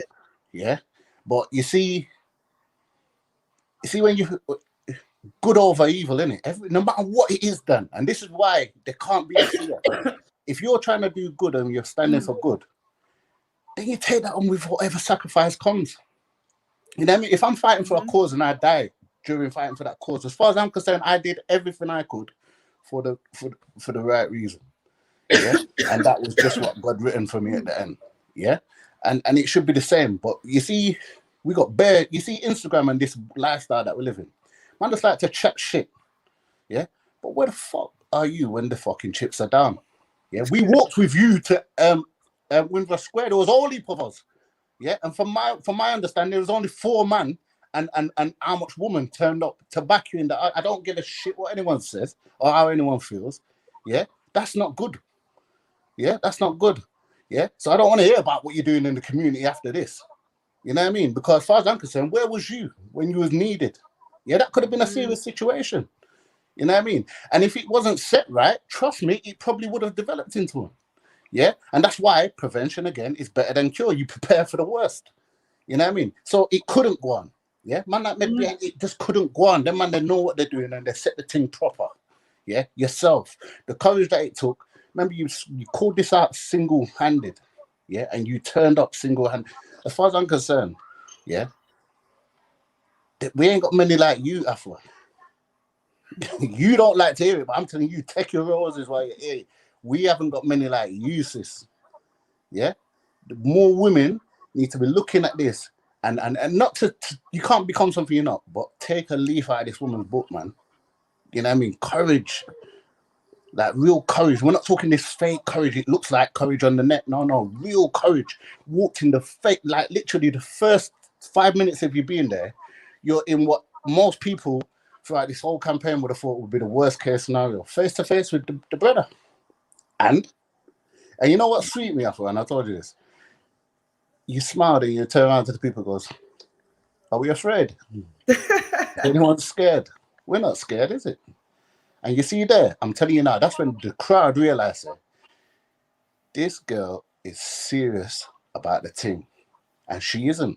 And then they, so said, became not afraid. Do you know And what? I know that enough people left I their kind of have house to ask enjoying Stocky, it. you know, because the reports that I'm getting is that he was in the square for a morning. Yeah, And actually, bothering people, the yeah. woman then was on him from then. It was the Mm. sisters weren't having a bar of it anyway. And after big up Chris UK tuned in, I heard that my man was there doing his thing. Yeah, that's what I'm talking about. Real soldier, not picky and choosy with the soldierism. Yeah, at the end of the day, I don't care about any passive. But you see, when it comes to a situation like this, and you're saying you're out for the community, then you step out for the community. Just like when we marched from Clapham to Windrush, it was for the community. Yeah. And that we didn't have to know anything else more than that. We had a threat from Tommy and these boys talking about the coming out there to mash up. That's all we needed to know. Yeah, I expect that same energy. And if that energy changes, as you see, I'm not there. I'm not in that organization, so I don't. You know what I mean? Why? Because it's not the same energy. And I don't hide my talk. I don't care who. Nobody. Anyone's got a problem with Ras. You're a real one, me, and I will come. I'm in Sheffield, but I will come and see you at your foot. It's not gonna happen anyway. Yeah, I'll tell you that for free. Everybody on it, it's not going to happen. Yeah, but if anyone has a problem, I'm here for the conversation because everything's a conversation until you disrespect a man. Then it is what it is. And we're good for either, so it don't really matter. Yeah, that's what I love about you, sis, because you got that energy. You got that energy. Yeah, it's not the one. These men there, they've had their time, they've had their fun, and they need to get exposed, and they need to, and then we need to expose more of them. We need to catch them when they're young. You know, these 60, like these men are like Savile. They've been and done their thing. You know what I mean? Some of them things probably can't turn up again to us. You know what I mean? So they've had their fun. I want to catch them when they're youth, and it bothers them that they've been caught and exposed. No, I know it won't stop even them. When they're impotent, they're still going. And I know they're sick in there, but what I'm saying is it would be nice. You see, like, I don't want no woman. I want it to be a place where people feel safe enough to open their mouth and not say, when I say this, there's not going to be them repercussions because there's people I can reach out to that will back me and you know, that's what we need because there's a lot of women carrying these secrets for man and we're out here fitting up man and yo, what going from these men are doing this thing behind closed doors. These men might be sat in your yard with your youth. Yeah, like I said, that's not a safe place in this house. You know what I mean? You expose that side of yourself anywhere in this vicinity, you're just dead. Simple as I don't care. There's not a man that could kill me over my kid when it comes to them foolishness. I'll die for that. Yeah, and I'll give away all my freedoms. We kill each other over little and less, don't we? Come on. And I'm not interested in that. We're grown. We've gone past that. That's the only thing. As you get older, it's your family. You know what I mean? And that's why I say even sometimes when these youths are going on Aggie and you see them, you know, sometimes I wonder, they ain't got no youth yet. Because the minute you have a child, it does change your mindset. Yeah. You know what I mean? No matter what age. Because I started from, what was that, 19? And I remember, it does, you've got a whole dimension there that you didn't think of before. And whether you like it or not, you have to. You have to consider someone else, isn't it? 100%. But sis, I've been trying to get on there for the longest. So you've done not trying because I speak to you every day. So, but I mean, I expect to come in and show some support and some love. And like I said, proud of you, sis. Yeah, I told you this already. I'm proud of you, man. So proud of you. Blessed love, bro. You know what I mean? Like, listen, I keep saying it, innit? Like, you see, man like you, man like Mega, you're the characters that women should be hoping their daughters marry. You get what I'm saying? Boy, I don't know. You think it's a joke? I'm serious. I even said it at the march. You're the characters that people should hope their daughters marry. God knows. Because you see what you stand for and the principles that you live by. And you just exude masculinity. Do you understand? And that's what's lacking in our community. 100%. And I'm not talking about people behaving effeminate. I'm talking about real masculinity. You know, to preserve, to protect, to provide. Those three principles. I care not for nothing. My thing is pride and principle. Proud. I don't, nothing much. To get me off my square, you got to mess with them things. My pride, my principle, you know what I mean? I have to stand for something at this age, or it just don't make no sense. We're not kids. You know what I mean? And that's what I'm saying. No matter what anyone's organization's doing out there, you could have attended this. Because this doesn't need to be high. This is a problem.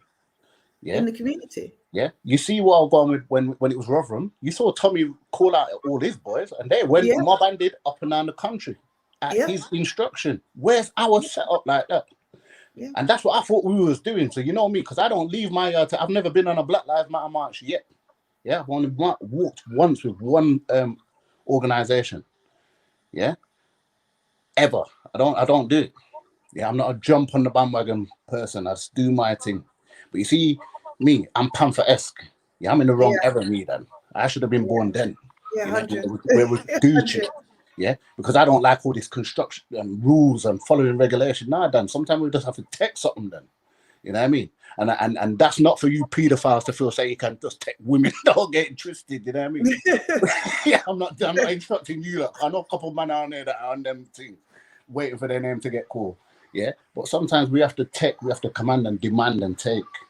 Yeah, you know what I mean? So in that scenario, it would have been beautiful, like you said, for organizations. You don't even need to have to call them. They're supposed to hear about this and attend. Oh, they come out. They come out for little and less. Like I said, man like Lee Jaspers at the Kill the Bill march. Do you get me? You got reparations where everyone wants to come out and show their face and take I've been through the same thing just the other day. Stafford Scott put on his thing at the ICA about the Broadwater Farm history. Yeah. I went down there on the first opening night and I was pushing it continuously. And it's amazing how much people see it and don't say nothing. And probably didn't attend. You know what I mean? These are our things. You know, if we ain't living for something, then we're gonna dead for what? None. Yeah, but we'd rather dress up and go party and rave. You know what that brother done on the doorstep of Buckingham Palace is absolutely monumental. And he's a long time activist in the community that's given his life to fighting for the rights of black people, and nobody turned up for man's gig. It is, but you know the problem I feel like we've got a lot of different strains of people doing activism, and for whatever reason we don't seem to be able to have the unity. So when we call out, it's like if I didn't call them, then we're not going, and if you didn't call them, then you're not going. Yeah, it shouldn't be that. You know, they always say that we're like crab in a battle mentality, black people. One man can only be at the top, and there's always a man waiting to rip him off the top, and you can get to the top. That is half of our problem, brother. We can have as many tops as we want. I'm moving in, you know. That's why I love the Panthers. The Panther model was that you had lots of many leaders in different chapters doing their thing. The Panther was the best organization to birth so many. Look how many leaders it birthed. I'm saying, and even to this day, these men are still historically, you know, they're making films up until of recent. You get what I'm saying? But there's many of them all over, and we need to replicate that model. It doesn't have to be like a figurehead like Farrakhan standing up there for 30 years. No, yeah, and all that foolishness. No, you know? Listen, we got so many people, like even like the sisters at your, two sisters, got organization. Huh? There was two sisters who spoke your thing. The sisters from Lioness Circle, man, powerful. Love those sisters there. I've heard about them. Yeah, I've heard you mention them.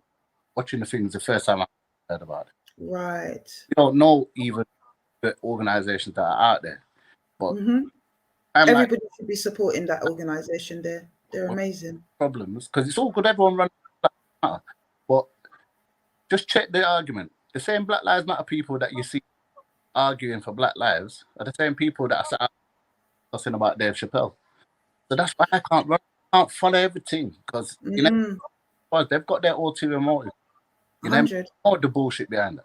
Hence why we didn't do that. We did our try to, you know what I mean? But we've got problems, and they say dance a yard before you dance abroad. So before we start addressing everyone, I address some shit in the house. Yeah, it's man them time to stand up and do your thing, bro. You know what I mean? Man are waiting for police and this educators like, you know, you can pick off man for certain things and walk away, and you don't have to be so tidy. If you know the truth, yeah. I don't give a shit. I can say that. It's not my plan. Ego and backbiting, bad mind, that's always been our problem from on the plantation. It's been our problem. Yeah, that's what it is. It's ego a lot of the time. It is, but everybody wants to be top drawer. Like, do you know what I mean? It's crazy. Like self-destruct. We're not getting nowhere because, you know what I mean? And well, no, I shouldn't say that because we have in lots of other ways. But it's sad when you see something like this not get the support it deserves. Because at the end of the day, I'm telling you now, there's not a person on here that, whether they know it or not, that hasn't been troubled by this. historical. We're seeing this in Jamaica now. Yeah, Yep. about Jamaica. We know this about. I mean, and let's not forget this country. This country is a cesspit. Come on, bro. We don't need to look into this thing and make it more than it is. As simple as this. We know we had listen to sound man as a youth. So we was a sound youth sound. It was only the other day when I'm having a conversation when I said to you, it's only now I'm realizing, say, I know quite a few pedophiles, blood.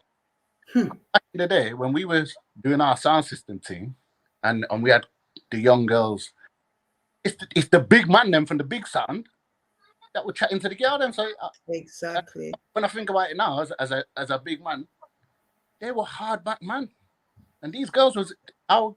They were school uniform Monday to Friday. You know what I mean? That's it. So we know this. Yeah, there's a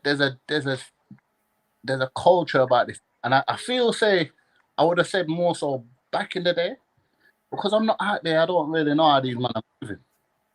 You know what I mean? And I know there's some fruity brothers out there, but I know anything possible. But as a young man, you wouldn't have viewed it as, oh, look at them, they're pervy pedophiles. You would have just only dawned on me when we were in conversation, and I said, but wait, all of them man would looking young girls. I mean, because we used to cuss it. These are our girls, man. Go on, you got how much women up in your age? Man are pulling up at school, picking up girls in cars. And, you know, how can you compete with that on your mountain bike? You know? When you look around and the big dirty man them are coming in their car to pick up the little girl them. So Imagine. The field was mash up. But we never even clocked that. That's wrong. That's pedophilia then. Yeah. It's sick. But like I said, sis, take your roses. Take your roses. I know you don't like it, and I like saying it just even more so. You're making me blush now. You're making me blush now, brother. You know what? I'm gonna let you go. And big up everybody. Love the way the people are starting to get behind you. The comments are more active.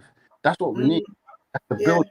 I mean, have to. We're gonna build it, bro. We're gonna build it 100%. Even if it's just army. I'm not saying you come in here and hail out, man.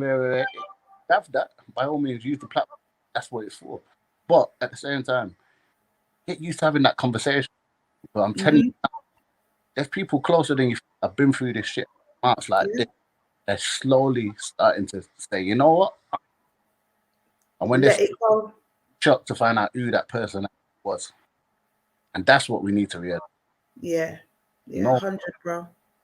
I trust nobody when it comes to my kid, man or woman. I think you need to give some of them brothers and sisters some training, brother. It's just on how to remain vigilant. You know what it is? From knowing people that have been abused and then becoming paranoid. It's not even take credit. It's from when I heard it, it was probably one of the most disgusting things I heard. And it really bothered me to the point where I just trust me. If you ever, well, I'll send you a VO. Yeah, God will trust me. Yeah, no way. I swear to God, I'll die for man, and that's what most man. And that's another thing as well. We're asking for men, but I think straight, sis. Yeah. One thing you prove, women never got more courage, and that's always the thing. We always give the props to the man, them, you know, because we're big and early and rare. But listen, the women are the real work. I'll tell you straight. Don't you know what I mean? The man them should come out. Only certain man recognize it though, brother. No, but you know what? It will come. But you see, right now, there was nothing more prouder than me when I saw that video and I turned and it was all sisters. And they was on saying it's your time's up. Because for me, that's powerful. Yeah? That's power. It's not even intimidation. You're worse. Let's say all you could downtrodden. They just turn around, back fist and say, your time is up. Like hooliganism, like, and this, you know what I mean? It is what it is. You know it done it. Because of the strength. Time. Yeah, the real man them, because this is the thing, this is what I'm saying. I'm calling out the man them that like to go on like the bad man doing their thing and rare. If you're about this, especially not just any and any man. If you're saying you're a community anything, then what's your excuse? Yeah. Yeah, especially when part of your people can turn up. What's your excuse? I don't give a shit. What's your excuse? Yeah, because if it's personal problem and passa, foolishness. Because this problem is the community. When you're talking about community leader and protecting communities and doing, this is where it starts. Yeah, all that looks good the gram bullshit. Don't wash with me. Don't wash at all. Yeah, and you know, like look, we have to be willing to wade in real situations. Have to. Not at any cost as well. No longer live, you know. At any cost. You know what I mean? If it's war, it's war. You know what I mean? Unless it's just an Instagram war or a keyboard war.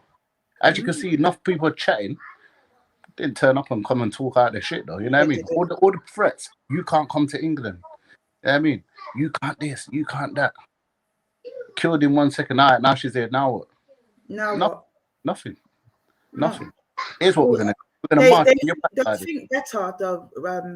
They'll think better though, Ras, because it's not just about whether or not you think you can take a pop at me, but if they think they can take a pop at any of their known victims, any of the women that was out there on Saturday, they are going to get very seriously and quickly stitched up. Do you understand what I'm saying? We had drones out. We know everybody that was there on Saturday. We've got full footage. You understand what I'm saying? I wouldn't even get that deep. But I'm saying it is that deep because there's some women that feel exposed in that way. Even though I hear that. You know but this is what I'm saying. You see, but I'm putting that message out to them, man, there to say, like, don't try it. Your time is up. Listen, you see, how can you say it? If you're corner right, it's gonna come out fighting. Excuse the pun. Right. If you pardon the pun, right, it's gonna come out fighting. Innit? Yeah. That's just what they do. You know what I mean? At the end of the day, that's your game now. That's you know what I mean. You played your chess moves. Some moves are getting played back. Your move, but really and truly, under the platform, it's going to be pretty obvious where these things are coming from. You know what I mean? There's only certain, and this is where I would say this is where the man and the community leaders need to get behind this thing, because that shouldn't even be anything that has to be worried about. Like someone said earlier, why didn't Nation? They could have provided some security. You know what I mean? But it's like all of these people want to hear it. We all heard the WhatsApp groups. We all heard the thing. You know what I mean? And we know that this thing goes on. Yeah, I don't know these people personally, so I can't say direct. But yeah, come on, we're not stupid. Yeah. Yeah. So, like I said, show face or shut up. But hey, what? When you shut up, shut down your thing as well. Come off of the platforms and stop giving the public a false sense of security that there's people out there that can help them in very serious situations when you can't do shit. Yeah, my yard brethren would say, "Man, I'm moving like a supplicant, and they're not even have bag juice." You know what I mean? But sis, it's true, though, brother. Blessed love, bro. I love sis. Yeah. I big up everybody. Blessed love every time, brother. Yeah. All right. Keep an eye on the children, yeah? Yeah. All right. Yes. Now, that's what I'm talking about. You see them kind of man there? Them man is real, man. Them are the kind of man I grew up around, you know, proper man them. They don't fear anything. They speak their truth and they're able to stand up on their own integrity, you know, and they are about the sisters, not about abusing them, but about standing with them. Them kind of man we roll with. Yeah, these abusers. And you see this is what the brother was saying is so significant, because it's time for brothers to take their own peer groups in and hold them to account. That's what time it is. It's not just his time is up in terms of perpetrators. His time is up across the board. Brothers better start becoming yeah, I'm sorry, brother. Militant one as well. I'm sorry, brother. I'm so sorry. It's just that I know that brother there, and he's he's been doing this a while.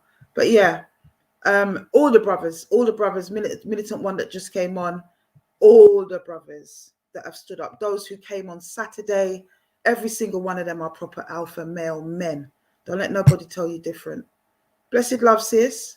Hiya. I feel bad. Yeah, sorry I didn't come down. I'm so disappointed in myself. I'm loving the movement. I'm absolutely. When they said to him his time was up, I literally was shouting it at the fucking phone when I was watching it. I was like, yes, it's really this situation. I've been talking about it on my YouTube channel as well. I guess I mash up everyone. I did an 8 to 8 shift. I'm fucked We don't right watch now. that. We don't watch that.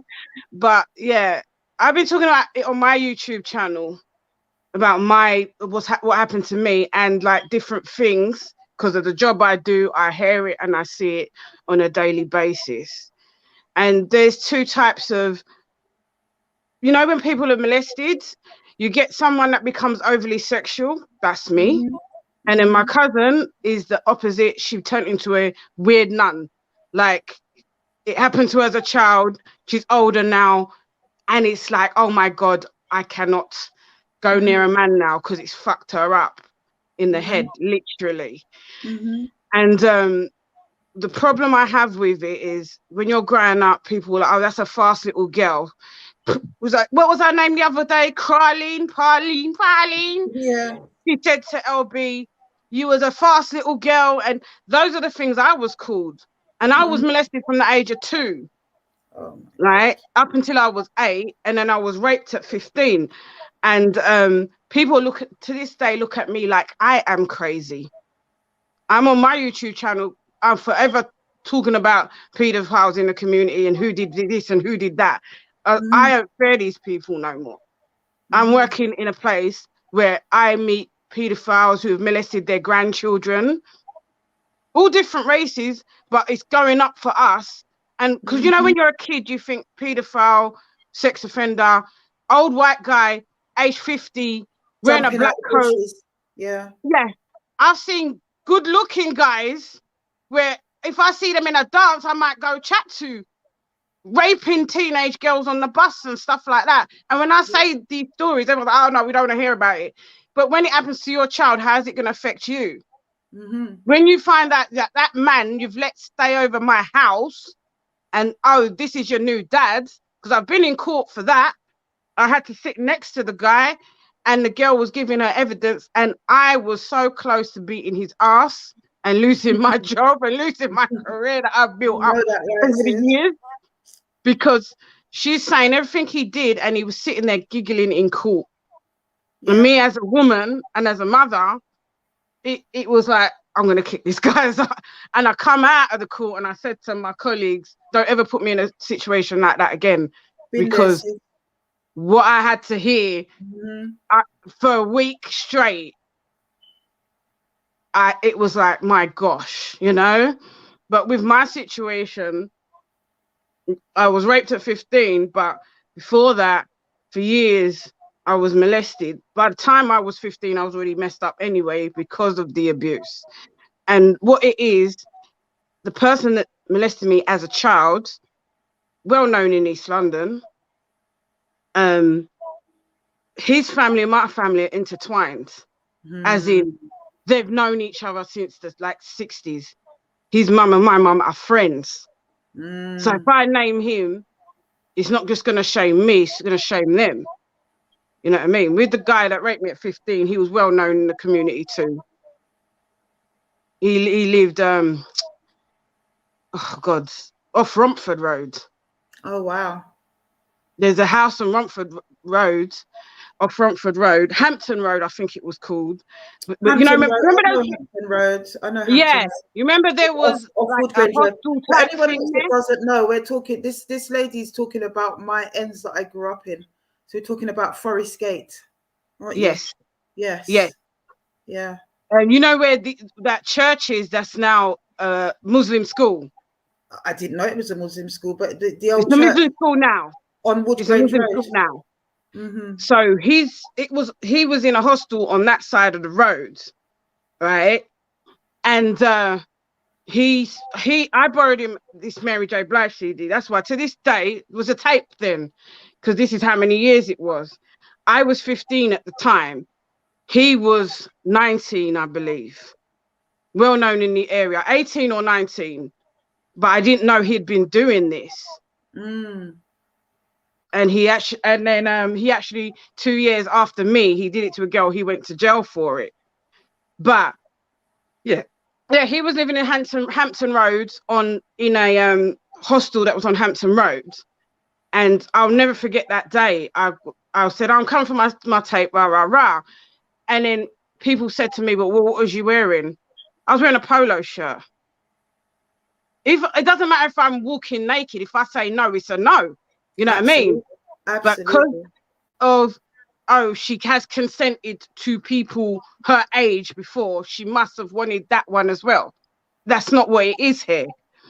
So anyway, to this day, it's the My Life album, Mary J. Blige's best album, and I loved it back 95, 96. I can't listen to the whole album because it takes me back to that. It takes me back to that.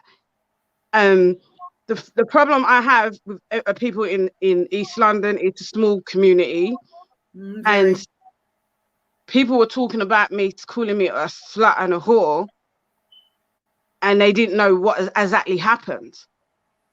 I was held down, and I was taken advantage of. And I'm not going to say the details of it on here because I just feel it's difficult enough talking about it. And I do admit on my YouTube channel, this has happened to me. This is why I do the videos I do. And that's why when I had my own child, there weren't no sleepovers for my daughter. My daughter's 18 now. She says, there was no sleepovers. Yeah. I didn't admit to being molested till I was about 24, 25. And I was with my baby daddy. Even though we're not together now, he was a king in that sense where he was like, I want to kill this dude. And he knew before my parents, something happened with my daughter. And I was so someone was just like, your daughter acts weird. Someone touched her, said something stupid. And I went crazy. Like, what the fuck? After what I've been through, nah, someone does that to my daughter, just send me to Bronzefield or Holloway, whatever's open at the time, just fling me there because I've got nunchucks, crowbars, samurai swords, that person's going down. So anyway, me and my mum discussed it. And I said, why would I let anything like that happen to my daughter after what happened to me? And then she was like, my mum had no clue. But the problem was, growing up, my mum, to this day, my mum's in her 60s, she still raves. I was staying at this one's house and that one's house and that one's house. And in the confusion of my childhood, stuff happened. And it messed up my mind. Sexually, sometimes when I have sex, I can switch off and I'm not even there. You're having sex with me, I ain't having sex with you. You know what I mean? And it even got to the point where I even thought I was gay at one point. I said, maybe because men rape me and molest me, maybe I should be with a woman. Not until I met my first love at 18, 19. It was like, nah. But I was sexually confused. I'm not saying gay people are sexually confused, but I know it caused a lot of confusion with me. But the person that raped me at 15, he switched the light bulb in me that no one had ever switched before, where I just wanted to do better within myself. So I finished school. I was dreadful at school, but I did good in college. I cut off everyone in East London family, because some of my family members were saying stuff like the cousin, one of my cousins was like, well, she's nothing but slag. I'm your cousin. I'm your blood. Why am I going to sit down and make this shit up? It's hard enough to know that my mum knows all what happened growing up, and still can have conversations and be around the person that did this. But it don't surprise me because we was at a funeral and there's a creepy guy in East London. I'm not going to put his name out there, but he used to chat me up in my school uniform. I think maybe I know you say you're not going to put his name out there, but maybe you can tell me separately and I'll bloody put it out there, because I'm thinking who these guys are. You look a lot younger than I am. I'm 40 now. Yeah, so I'm 40 now. I think I've got a mental age sometimes of 15. It's where sometimes shit happens and I go backwards. You're considerably younger than me, innit? So you're going to be in a different area than I was in that area. Because I know you know some of my family members and they're around their ages and they're 5 to 8 and 10 years older than me. You know what I mean? And some of my family members, but no, my family members didn't. But No, I know that you were saying. Yeah, you do. Okay. All right. You All do. right. But Sis. they see me as like the crazy cousin, the warrior woman that will go and fight everyone. But when you've been molested, I've got the same MO in my family, so you're all right, sis. I'm the blackest sheep there is. There ain't no sheep blacker than me. I'm the Hurricane Toya, trust me. But me being raped at that age and all that, I cut off the people in my area, and I literally rebuilt myself. And I learned martial arts. I was overly protective of my kids, and I was protective of every kid around me, because I did not want them to feel the pain that I've grown up with, knowing this. And funny enough, when I got to 20, I believe, I bumped into the guy that raped me, because he had done whatever time. It was like he didn't do no time at all, because I was about 16, 17 when he went in. By the time I was 20, he was out. And he was just like, oh, and he looked at me, smiled, and walked off. I'm thinking, what the fuck?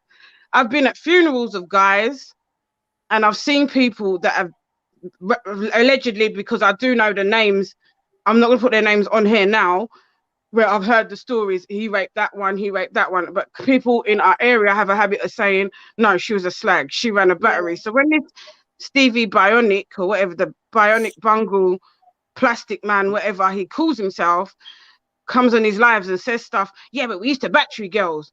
I never ran no damn battery, ever. And then there's a lot of, when you turn around and just insinuate every victim was lying down with their legs open saying, come get it, I have a problem with that, because 100%. I had to fight my demons. I collapsed in church telling my story, right? And all the congregation was like, wow. And another woman came up and told her story, where her daughter was molested, and the dad said some prophetic words. If I had a gun, I'd shoot that guy in the head. A month later, someone shot the guy in the head. Are you joking? I'm not even joking. And we was in church, and we were, when it all come out, the rapist was on another side of town. They're on another side of town, and the guy got shot in the head, literally. The rapist. Yeah, and it's like the dad spoke the words, and someone else did what the dad wanted. Yeah. Yeah. It's a time, but we're in a time of revelation. I will tell you the name of the guy that raped me at 15, and everyone don't believe me. They think I went there to ride when I was not there to ride. His name was Foster Henry. And what made me sick, when he raped the other girl that he raped, someone wrote Foster Henry is innocent on a thing in Plaistow. So every time I was down Plaistow going past this thing, it was there in my face, and that pissed me off. And if I'd gone to the police back in 95, 96 when it happened, I think it was the summer of 96, before Tupac had passed away, if I remember correctly. That young girl after me, who was either 13 or 14 at the time, it wouldn't have happened. This is what it is.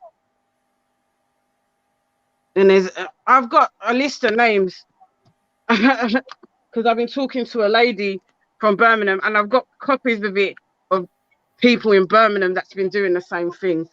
After you did, we're gonna talk. We need to talk. After you did your video, I sent it to her. I had to quickly write these stories down, and it's just our community. Yes, I think our community. Right, it's all coming back now. Yeah. Our community. Yeah. Everyone's looking the other way. Oh, it's the black sister, it's the white sister, Asians. We just over here being oppressed. No, we're oppressing ourselves sometimes. Sometimes we are, indeed. We are doing more damage than anything. And something the brother said about guys showing up to schools, that happened when I was in school. 100, so if you're 17, 18, 19, 20, because some of the cars they used to drive and stuff, I remember you must have been a pedophile. You must have been. Because what are you doing driving to a school to pick up a girl in her uniform? 14, 15, 16.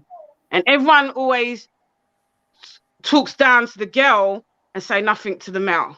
Mm-hmm. And what it's like with Aaliyah, the singer, Kelly. I don't like talking about the pissy Pied Piper, but they ostracized her from the music industry for a while, wouldn't work with her because they were protecting him. So that's because the industry and everything is They're all in it run together. by the men, isn't it? And a lot of them are into the same thing, 100%. Into the same thing. When they want to lock you off, oh, by the way, he's a paedophile, everyone, go chase him. He should have been stopped 20 years ago, 30 years ago, when he first went back to the school. They all knew in the circles what he was doing. They all knew.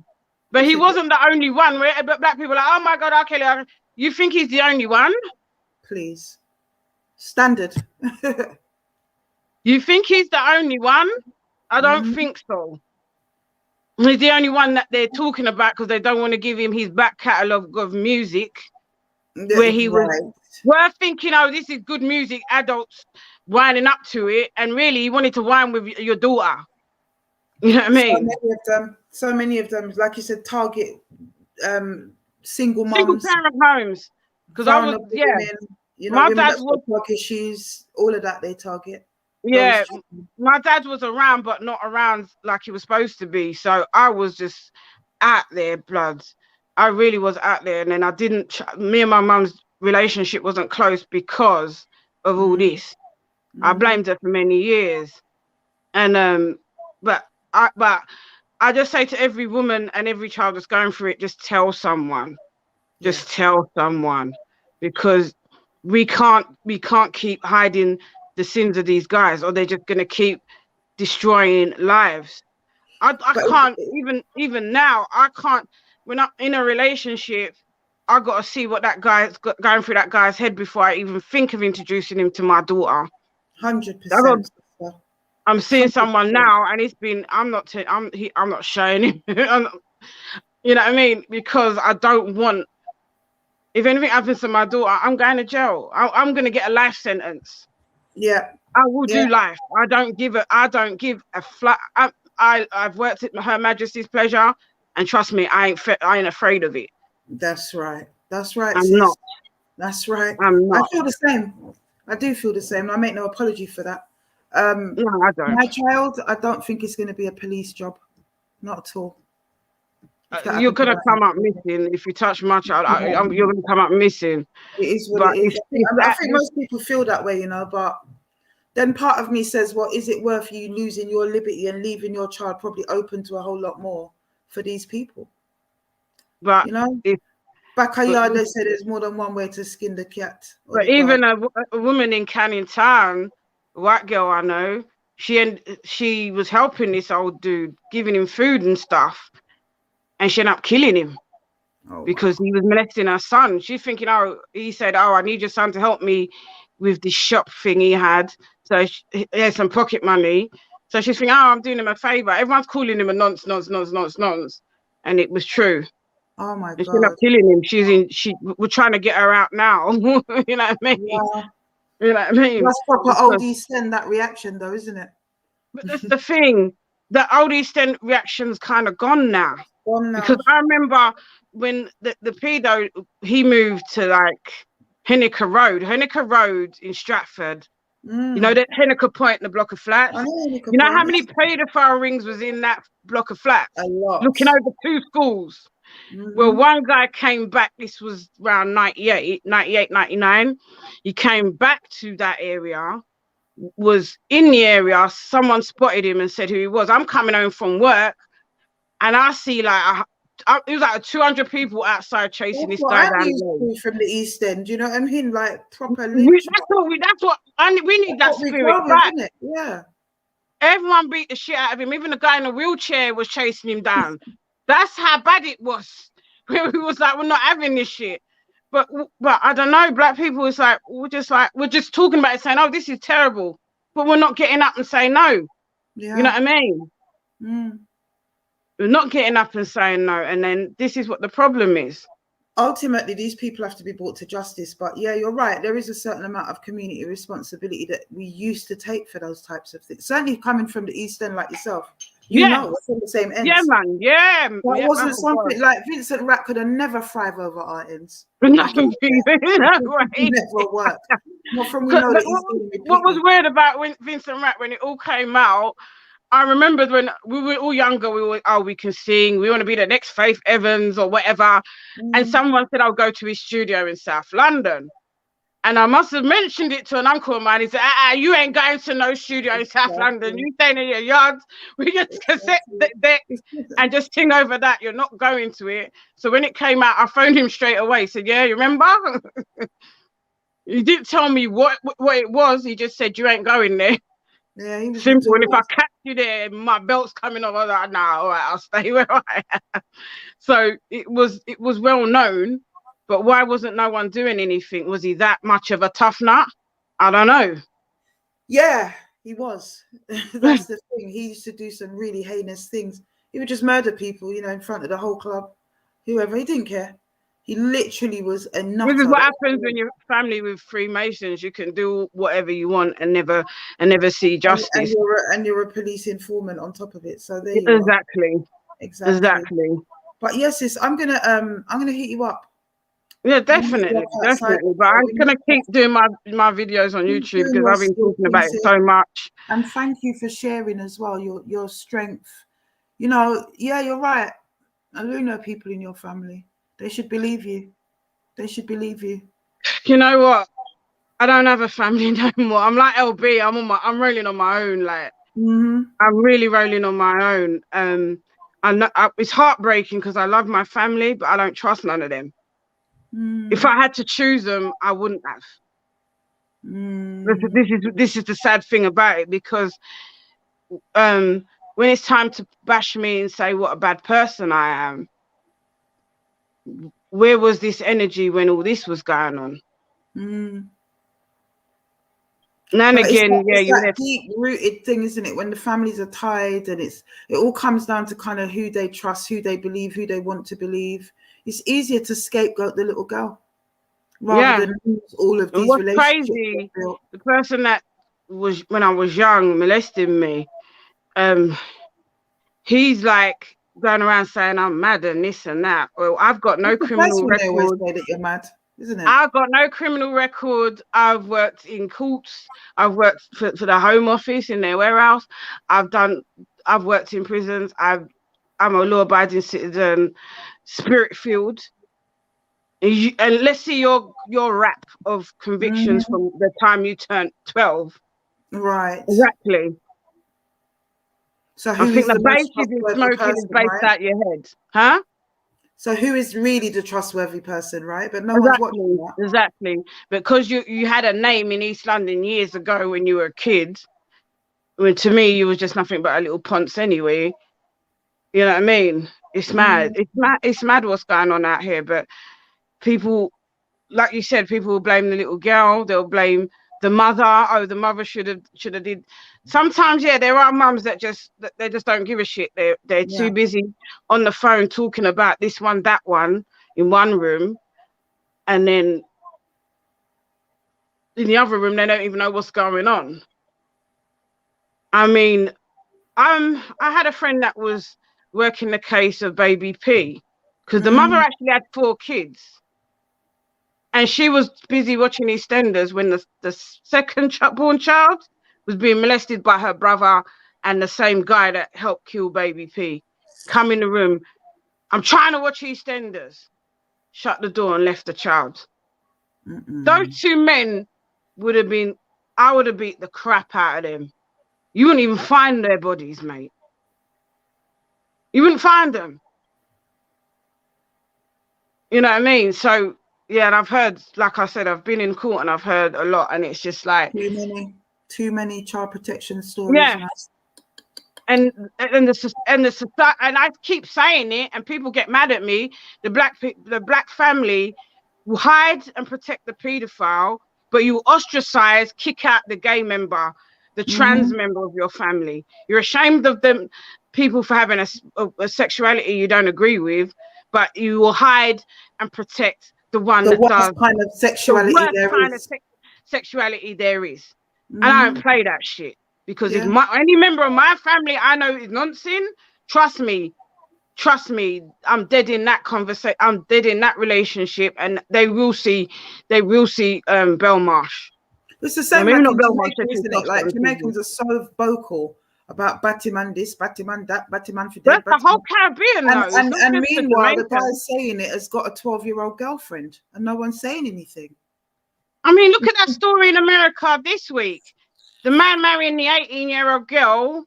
Mm, He's a godfather. You see him holding her as a baby, that's and they've good. got a 2-year-old. So she This is must have been around 15, 16 whilst, you know what I mean? So it's all crazy because the dad probably weren't being there, the there since mother was he on was holding that drugs. baby. That's probably the most likely reason. Yeah, I think That he was grooming her from like 11, 12.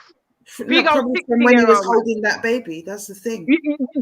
You never know. You know what I You mean? never know. Yeah. You never It's know with these people. so deep rooted. It's so deep rooted in our community, man. But It yes, is. thank you. Thank It you. is. Thank you for Thank you. coming No, on. thank you. And to everyone out there, just be strong. You're not alone. And if we have to march again, if I have to get in a wheelchair to come down there, I'm rolling in a wheelchair.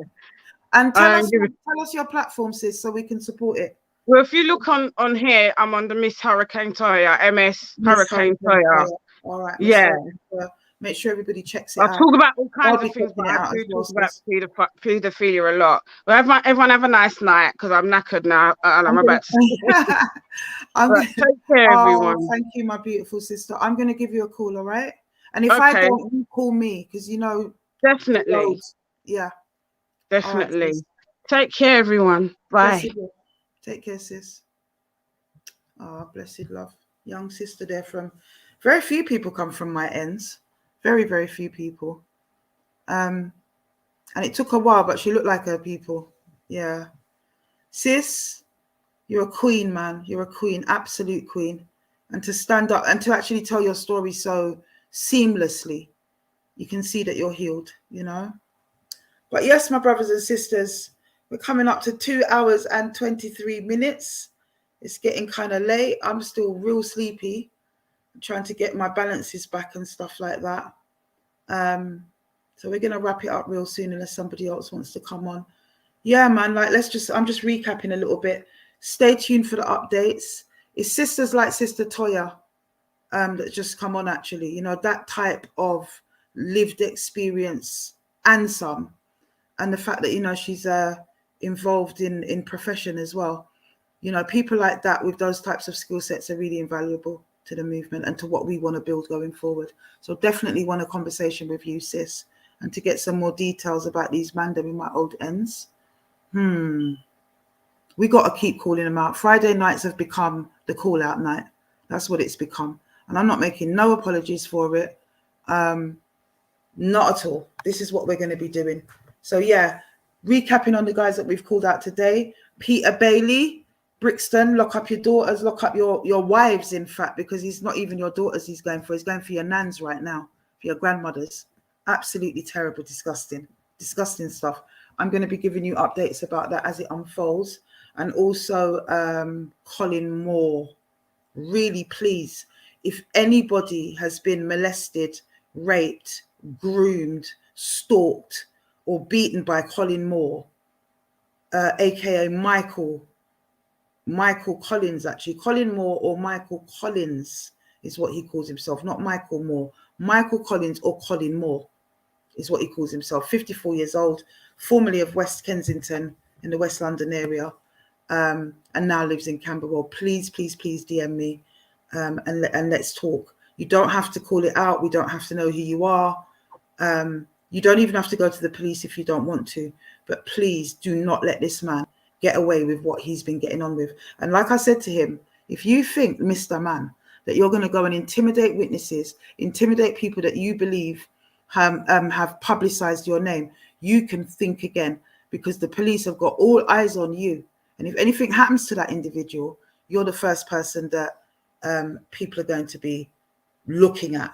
Let's just say that, shall we? and leave it at that.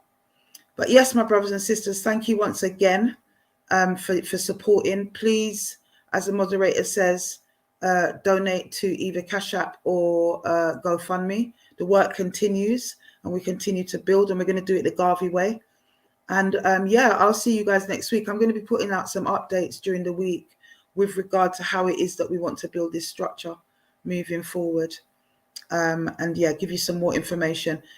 At the bottom of the screen, you can see the campaign email, which is histimeisup52@gmail.com. histimeisup52@gmail.com. Email me on there if you are serious about lending some of your time. It doesn't have to be a lot of time. It could be just 2 hours. If we can get 10 people that can give 2 hours each in a day, then we've got the day covered, haven't we? So don't think, you know, oh my God, I haven't got the time, I've got this to do. Think about how you could do it rather than how you can't, is what I will say. But we need figures from the community. I don't want to have to reach out there into other communities like I did with security. And we'll continue to do with security, by the way, because of the alliances of our men. I don't want to have to do that when it comes to what it is that we want to leave behind for survivors, and particularly for up and coming young Black girls. So get involved. Email me your CV and a short introductory letter telling me what you do, and we're going to be shortlisting and going through people. Blessed love, my sister Toya. Definitely going to be catching up with you probably Monday. I'm going to try and lock off this weekend.